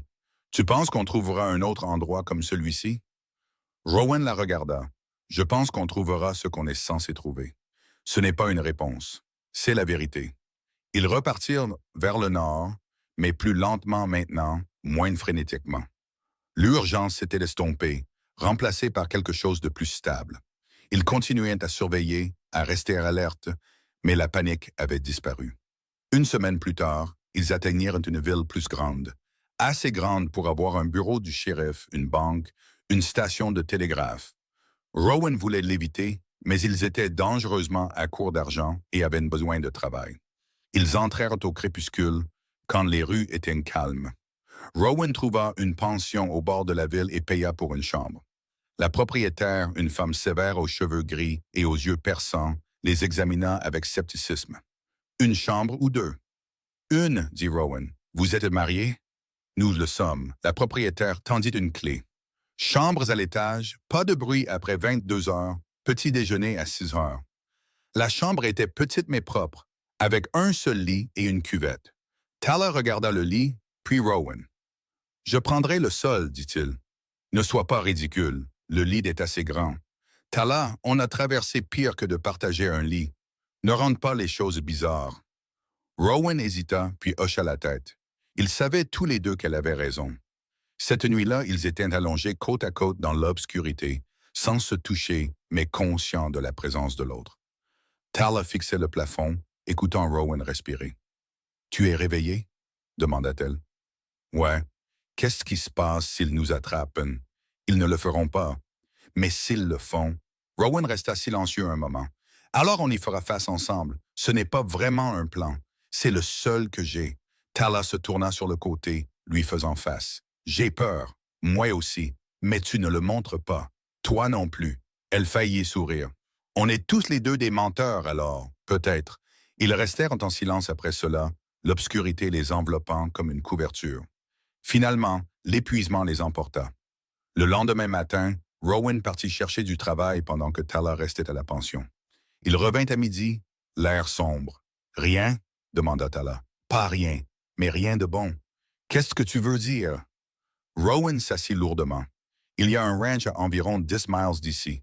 Le propriétaire a besoin d'aide pour le rassemblement d'automne. Ça paye bien, mais c'est 3 semaines de travail. Et alors, on a besoin d'argent. Le ranch appartient à un homme nommé Callahan. Il a des liens avec Black Mesa. Pas direct, mais assez proche. » Le ventre de Tala se serra. « Tu penses qu'il nous reconnaîtrait? Peut-être. Peut-être pas. Mais c'est un risque. Tout est un risque. Pas comme ça. » Tala se leva et se dirigea vers la fenêtre. La ville semblait paisible, ordinaire, mais elle savait mieux maintenant. La paix était toujours temporaire. « Qu'est-ce que tu veux faire? » demanda-t-elle. « Je ne sais pas. Continuer à avancer. Peut-être. Trouver du travail ailleurs. On n'a presque plus d'argent. Si on ne prend pas ce travail, on mourra de faim avant d'en trouver un autre. » Rowan se frotta le visage. « Je sais. Alors on le prend et on fait attention. » Il la regarda. « Tu es sûr? »« Non, mais j'en ai marre de fuir en ayant peur. » Rowan hocha lentement la tête. « D'accord, on le prend. » Ils se rendirent au ranch Callahan le lendemain matin. C'était une exploitation tentaculaire, plus grande que celle de Rowan, avec des dizaines de têtes de bétail et une équipe de vachers.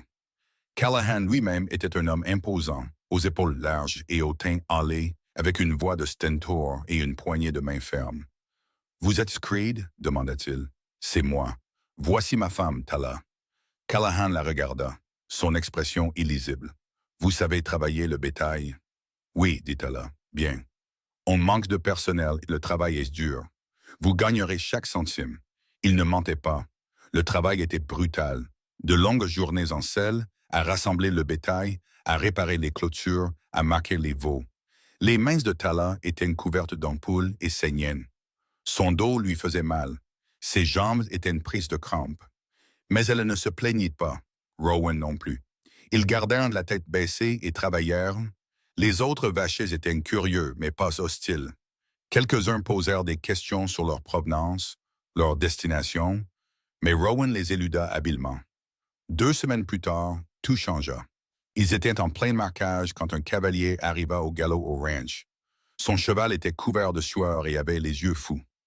Il s'arrêta devant Callahan et descendit rapidement.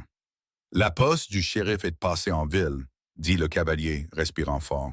« Ils cherchent un homme et une femme, des fugitifs du Sud. Accusation de meurtre. » Le sang de Tala se glaça. La main de Rowan se déplaça vers son arme, mais il ne la dégaina pas. Les yeux de Callahan se rétrécirent. Ils ont donné des descriptions. Homme grand, cheveux noirs, une femme apache. Callahan se tourna lentement pour regarder Rowan et Tala. Le ranch devint silencieux, chaque homme regardant. C'est vous? Demanda Callahan. Rowan croisa son regard. Ça dépend des accusations. Meurtre, incendie criminel, agression.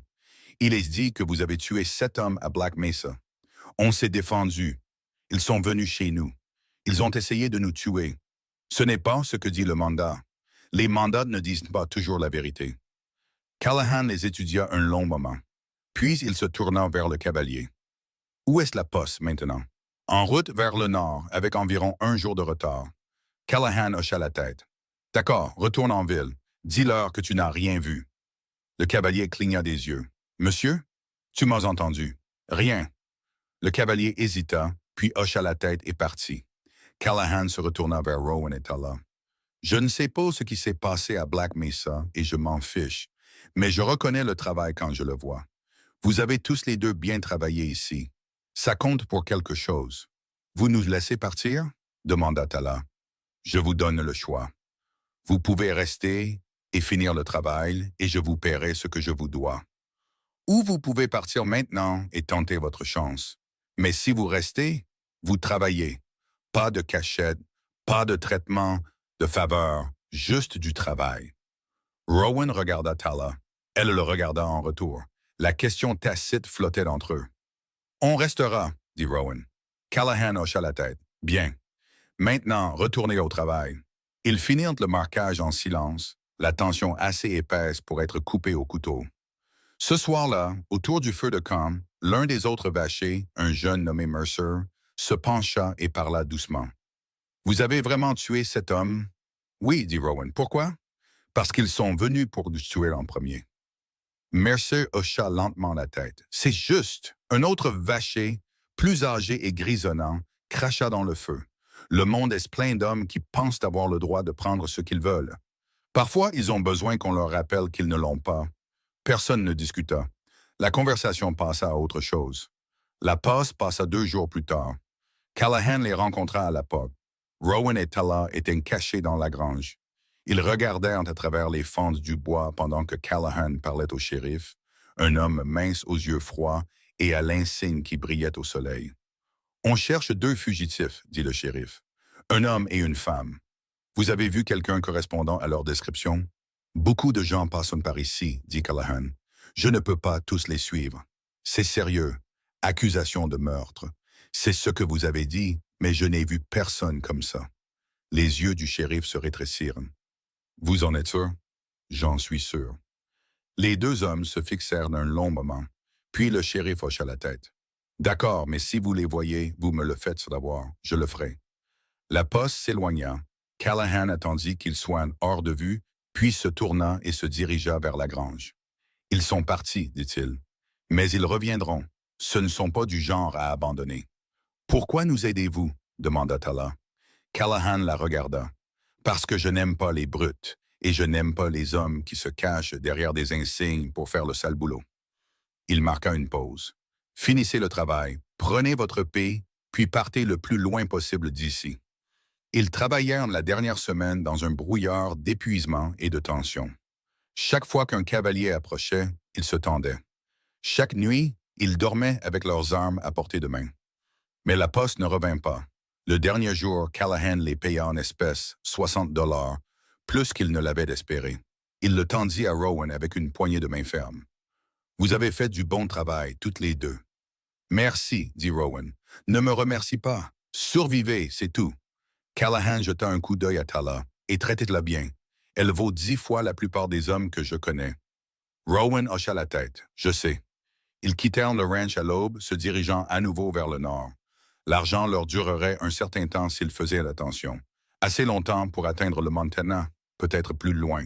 En chevauchant, Tala se tourna vers Rowan. « Tu penses qu'ils continueront à nous poursuivre? » Pendant un certain temps, mais finalement, ils abandonneront. Il y a toujours autre chose à poursuivre. Et ensuite? Ensuite, on trouvera un endroit. On construira quelque chose de nouveau. Juste comme ça. Juste comme ça. Tala secoua la tête. Tu fais comme si c'était facile. Ce n'est pas facile, mais c'est possible. Et c'est suffisant. Ils chevauchèrent en silence pendant un moment, le paysage s'ouvrant devant eux. Puis Tala dit, « Rowan, ouais, je ne regrette rien. Rien de tout ça. » Rowan la regarda. Moi non plus. Ils traversèrent la frontière du Montana 3 semaines plus tard. La terre était différente ici. Plus froide, plus sauvage, plus isolée. De petites colonies parsemaient le paysage, mais elles étaient rares. C'était le genre d'endroit où les gens s'occupaient de leurs propres affaires et ne posaient pas de questions. Ils trouvèrent du travail où ils purent. Quelques jours ici, une semaine là, assez pour continuer à avancer, assez pour rester nourris. Mais à l'approche de l'hiver, ils savaient qu'ils auraient besoin de quelque chose de plus permanent. Ils le trouvèrent dans une vallée nichée entre deux chaînes de montagnes. Une petite colonie appelée Pine Ridge, pas plus de 20 bâtiments et 100 personnes. La terre était dure, mais elle était belle, et elle était assez loin de tout pour que le passé ressemble à une histoire vécue par quelqu'un d'autre. Rowan utilisa le reste de leur argent pour acheter une petite parcelle de terrain à la périphérie de la ville. Ce n'était pas grand-chose, juste quelques acres avec une cabane qui avait besoin de réparation. Mais c'était à eux. Ils passaient l'hiver à la réparer, travaillant côte à côte comme ils l'avaient toujours fait. Ils isolèrent les murs, réparèrent le toit, construisirent une petite grange pour les chevaux.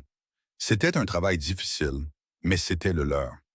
Un matin froid de décembre, Tala se tenait à l'entrée de la cabane et regardait la vallée enneigée. Rowan vint se tenir à côté d'elle, son souffle visible dans l'air froid.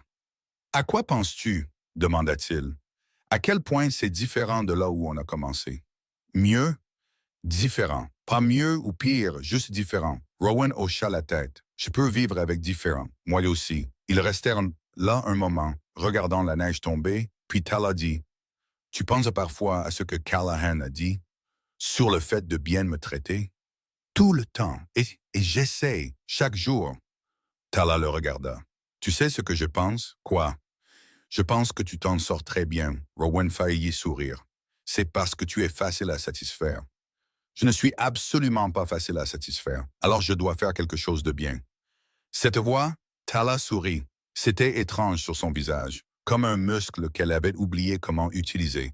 Mais c'était bien aussi. Le printemps arriva lentement. Mais il arriva. La neige fondit, la vallée verdit, et la cabane commença à ressembler à un foyer. Ils plantèrent un jardin, achetèrent des poules, commencèrent à construire le genre de vie qu'ils avaient tous les deux cru disparu à jamais. Les gens en ville étaient méfiants au début, mais Rowan et Tala gardèrent la tête baissée et firent leurs preuves par le travail. Lentement, la méfiance s'estompa. Ils n'étaient pas acceptés, exactement, mais ils étaient tolérés, et c'était suffisant. Un soir de fin de printemps, ils étaient assis sur le porche à regarder le coucher du soleil. Tala avait été silencieuse toute la journée, et Rowan sentait que quelque chose la pesait. « Qu'est-ce qui ne va pas? » demanda-t-il. « Rien ne va. Alors qu'est-ce que c'est? » Tala resta silencieuse un long moment, puis elle dit, « J'ai réfléchi à ce qui vient après. On est déjà là. C'est ça, l'après. Je sais, mais je veux dire après ça. Après qu'on ait construit cet endroit, auprès qu'on ne soit plus en fuite. Quoi alors? » Rowan la regarda. « Qu'est-ce que tu veux? » « Je ne sais pas. Je ne veux juste pas oublier qui j'étais, d'où je venais. Je ne veux pas prétendre que ça n'est pas arrivé. Alors ne le fais pas. Mais comment puis-je m'y accrocher sans que ça me définisse? » Rowan y réfléchit. À Emma et Sarah. Aux 5 années qu'il avait passées figé dans le deuil. Tu le portes avec toi, mais tu ne le laisses pas t'empêcher d'avancer. Tu l'honores sans être enseveli par lui. Tala hocha lentement la tête. C'est plus facile à dire qu'à faire. La plupart des choses le sont. Ils restèrent assis en silence alors que le soleil disparaissait derrière les montagnes. Puis Tala dit, « Je crois que je veux enseigner. » Rowan la regarda, surpris. « Enseigner quoi? »« Tout. Les traditions apaches, la langue, les histoires. Il y a des enfants en ville qui ne savent rien de l'origine de leur famille. Je veux qu'ils sachent. Je veux qu'ils se souviennent. Tu penses que les gens te laisseront faire? Je pense qu'ils le feront si je leur montre que c'est important. » Rowan y réfléchit. « Alors fais-le. Juste comme ça. Juste comme ça. » Tala sentit quelque chose se détendre dans sa poitrine. Pendant des mois, elle avait porté le poids de son passé comme une pierre, craignant que si elle le lâchait, elle se perdrait. Mais peut-être que ce n'était pas comme ça que ça marchait. Peut-être qu'on pouvait porter son histoire sans être écrasé par elle. Peut-être qu'on pouvait honorer les morts sans les rejoindre. Merci, dit-elle doucement. Pourquoi? Pour ne pas m'avoir dit de passer à autre chose. Pour comprendre que je ne peux pas simplement oublier. Je ne te demanderai jamais d'oublier. Ton passé fait partie de toi, tout comme le mien fait partie de moi. On n'oublie pas. On continue juste d'avancer. Tala tendit la main et prit la sienne. Cette fois, ce n'était pas seulement une connexion. C'était quelque chose de plus, quelque chose qui ressemblait à un foyer. Au cours de l'année suivante, leur vie à Pine Ridge se solidifia. L'enseignement de Tala se transforma en quelque chose de plus grand, un lieu de rassemblement où les gens pouvaient apprendre, partager et se souvenir. Au début, les gens étaient sceptiques, mais elle était patiente et persistante, et lentement, ils commencèrent à écouter. Rowan travaillait la terre, nouant des relations avec d'autres éleveurs, se montrant fiable et honnête. Il n'était plus l'homme isolé qu'il avait été à Black Mesa. Il faisait partie de quelque chose maintenant, partie d'une communauté. Ils avaient encore des jours difficiles, des jours où le passé remontait et menaçait de les engloutir. Des jours où Tala se réveillait en hurlant de cauchemars sur l'estrade de la vente aux enchères. Des jours où Rowan regardait la terre et ne voyait que des fantômes. Mais ils avaient aussi de bons jours. Des jours où le jardin prospérait, où les poules pondaient et où le travail avait un sens. Des jours où les élèves de Tala la surprenaient avec leurs questions et leurs idées. Des jours où Rowan rentrait épuisé mais satisfait. Ils apprirent à se connaître d'une manière qu'ils n'avaient pas connue auparavant. Apprirent que Rowan avait peur des orages parce que c'est à ce moment-là qu'Emma et Sarah étaient mortes. Apprirent que Tala ne supportait pas les petits espaces clos à cause du chariot dans lequel les soldats l'avaient gardé. Apprirent à se soutenir mutuellement dans les moments difficiles sans essayer de réparer ce qui ne pouvait l'être. Un soir d'automne, 2 ans après leur arrivée à Pine Ridge, ils étaient assis près du feu dans leur cabane. Rowan lisait un livre qu'il avait emprunté au magasin général. Tala raccommodait une chemise. « Rowan, dit-elle, ouais. Regrettes-tu parfois de m'avoir acheté? » Il leva les yeux, surpris. « Non. Pourquoi? Parce que ta vie serait plus facile si tu ne l'avais pas fait. Tu aurais encore ton ranch. Tu ne serais pas un fugitif. Tu n'aurais pas à regarder par-dessus ton épaule. » Rowan posa le livre. « Ma vie serait aussi vide, sans but, et probablement déjà terminée. Tu n'en sais rien. » « Si, je le sais. J'étais en train de mourir dans cette maison, Tala. Juste lentement. Tu m'as donné une raison d'arrêter. Je n'ai rien fait. Tu as survécu. C'était suffisant. » Tala posa la chemise de côté. « Parfois, je pense à ce qui se serait passé si quelqu'un d'autre m'avait acheté, ou si personne ne l'avait fait.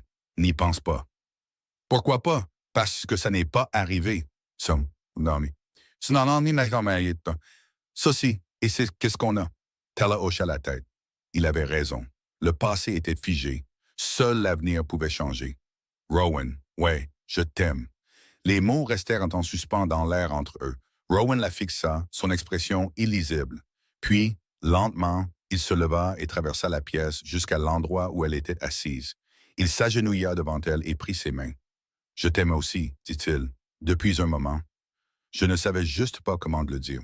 Tala sentit des larmes lui piquer les yeux. « Pourquoi pas? Parce que je ne pensais pas le mériter. Je ne pensais pas te mériter. C'est stupide. Je sais. » Elle rit, le son humide et brisé. « On est tous les deux stupides. » Probablement. Il la serra contre lui et elle se laissa faire en roulant ses bras autour de lui et s'accrochant comme s'il était la seule chose solide dans un monde changeant. Et peut-être qu'il l'était. Ils restèrent ainsi un long moment, 2 personnes qui avaient été brisées par le monde, se tenant maintenant l'une l'autre. 3 ans après leur arrivée à Pine Ridge, un étranger entra en ville à cheval. C'était un homme plus âgé, usé et fatigué, avec un insigne sur la poitrine qui captait la lumière. Tala le vit de la première et son cœur s'arrêta. Elle trouva Rowan travaillant dans la grange et lui attrapa le bras.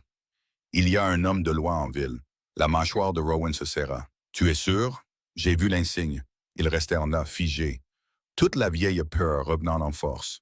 Puis Rowan prit une profonde inspiration et se redressa. « D'accord, allons voir ce qu'il veut. » Ils se dirigèrent ensemble vers la ville, prêts à fuir, à se battre ou à faire face à ce qui allait arriver. L'homme de loi se tenait devant le magasin général, parlant aux commerçants. Quand il les vit approcher, il se tourna. « Vous êtes Rowan Creed? » demanda-t-il. C'est moi. L'homme de loi l'étudia, puis regarda Tala. Et vous êtes la femme Apache, c'est moi. L'homme de loi hocha lentement la tête. Je vous cherche depuis un moment, vous deux. Longue route depuis Black Mesa. La main de Rowan se déplaça vers son arme. Vous êtes ici pour nous arrêter? Ça dépend. De quoi? L'homme de loi plongea la main dans son manteau et en sortit un morceau de papier. Il le déplia et le tendit. Ceci. Rowan le prit, l'air méfiant. Il le lut une fois, puis une autre, ses yeux s'écarquillant. Puis il le tendit à Tala. C'était un document légal signé par un juge territorial. Il déclarait que les charges contre Rowan Creed et Tala pour les événements de Black Mesa avaient été abandonnées. L'enquête avait trouvé des preuves de provocation et de légitime défense. Les membres survivants du groupe de Duval avaient avoué avoir planifié une exécution de justicier. La main de Tala trembla en le lisant. « C'est vrai? » « C'est vrai, dit l'homme de loi. Ça a pris 3 ans et beaucoup de recherches, mais la vérité a éclaté. Duval était une ordure avec une longue histoire de violence. Vous n'êtes pas les premiers qu'il a essayé de chasser. Vous êtes juste les premiers à avoir riposté et à avoir survécu. » Rowan fixa le papier comme s'il ne pouvait pas tout à fait y croire. « On est libres. Vous êtes libres. » Tala sentit quelque chose se briser en elle. Quelque chose qui avait été verrouillé pendant 3 ans. Elle regarda Rowan et vit le même choc, la même incrédulité, le même espoir fragile. « Merci, dit Rowan, la voix rauque. L'homme de loi hocha la tête. « Ne me remerciez pas, remerciez les gens qui ont parlé. Il s'avère qu'il y avait beaucoup de gens à Black Mesa qui n'étaient pas d'accord avec ce qui s'est passé. Ils avaient juste besoin que quelqu'un les écoute. » Il toucha son chapeau et retourna à son cheval. Puis il s'arrêta et regarda en arrière. « Vous avez construit une belle vie ici. Ne la gâchez pas. » Il partit au galop, laissant Rowan et Tala debout dans la rue. Pendant un long moment, aucun d'eux ne parla. Puis Tala se tourna vers Rowan. « On est libre. On est libre. » Elle se mit à rire, le son sauvage et légèrement hystérique. Rowan la serra contre lui et la tint pendant qu'elle tremblait, le rire se transformant en larmes et vice-versa. Ils étaient libres. Le passé était enfin, vraiment, derrière eux. Ce soir-là, ils s'assirent sur leur porche et regardèrent la vallée qu'ils avaient faite leur. Les étoiles brillaient au-dessus, l'air était frais et pur. « Et maintenant? » demanda Tala. « Maintenant, on vit, » dit simplement Rowan. « Juste comme ça. Juste comme ça. » Tala s'appuya contre lui, sentant la solidité de sa présence, la chaleur de son corps. « Je n'arrive toujours pas à croire que c'est fini. Ce n'est pas fini. Ça ne fait que commencer. » Elle leva les yeux vers lui. « Tu le crois vraiment? » « Je le crois. » Et pour la première fois depuis plus longtemps qu'elle ne pouvait s'en souvenir, elle aussi. Ils construisirent une vie à Pine Ridge qui était plus grande qu'eux deux seuls. L'enseignement de Tala se transforma en quelque chose de plus grand, un lieu de rassemblement où les gens pouvaient apprendre, partager et se souvenir. Le ranch de Rowan devint un endroit où les jeunes hommes pouvaient trouver du travail et les hommes plus âgés un but. Ils n'oublièrent jamais d'où ils venaient ni ce qu'ils avaient en survécu, mais ils ne laissèrent pas cela les définir non plus. Ils portaient leurs histoires comme des cicatrices, visibles, permanentes, mais qui ne saignaient plus. 5 ans après ce jour dans la rue, ils se tenaient au même endroit et regardaient la ville qui était devenue la leur. Il y avait plus de bâtiments maintenant, plus de gens, plus de vie. Une partie de cela était grâce à eux. La plupart, c'était juste le teint. « Tu penses parfois à Black Mesa? » demanda Tala. « Parfois. Pas autant qu'avant. Moi non plus. Ça te manque? » « La terre me manque. Les gens ne me manquent pas. » Rowan hocha la tête. « Rien de tout ça ne me manque. C'est mieux ici, parce qu'on l'a construit, parce qu'on l'a choisi. » Tala y réfléchit. Au choix, à la liberté et à la différence entre survivre et vivre. « Tu sais ce que je pense? Quoi? Je pense qu'on est les personnes les plus chanceuses du monde. » Rowan la regarda, surpris. « Pourquoi? Parce qu'on a eu une seconde chance. La plupart des gens n'en ont pas. On a créé notre seconde chance. C'est différent, vraiment? Oui, parce qu'on aurait pu abandonner. On aurait pu les laisser gagner. Mais on ne l'a pas fait. On a choisi de continuer. Ce n'est pas de la chance. C'est de l'entêtement. » Tala sourit. « Alors je suis contente qu'on soit tous les deux têtus. » Moi aussi, à se rester là alors que le soleil se couchait, peignant le ciel de nuances d'or et de rouge. Deux personnes qui avaient été achetées et vendues, brisées et reconstruites, perdues et retrouvées. Deux personnes qui avaient appris que la liberté n'était pas quelque chose qu'on vous donnait. C'était quelque chose que l'on revendiquait, et ils avaient revendiqué la leur. En fin de compte, c'est ce que signifie la survie. Pas seulement rester en vie, mais choisir de vivre même quand tout vous dit d'abandonner.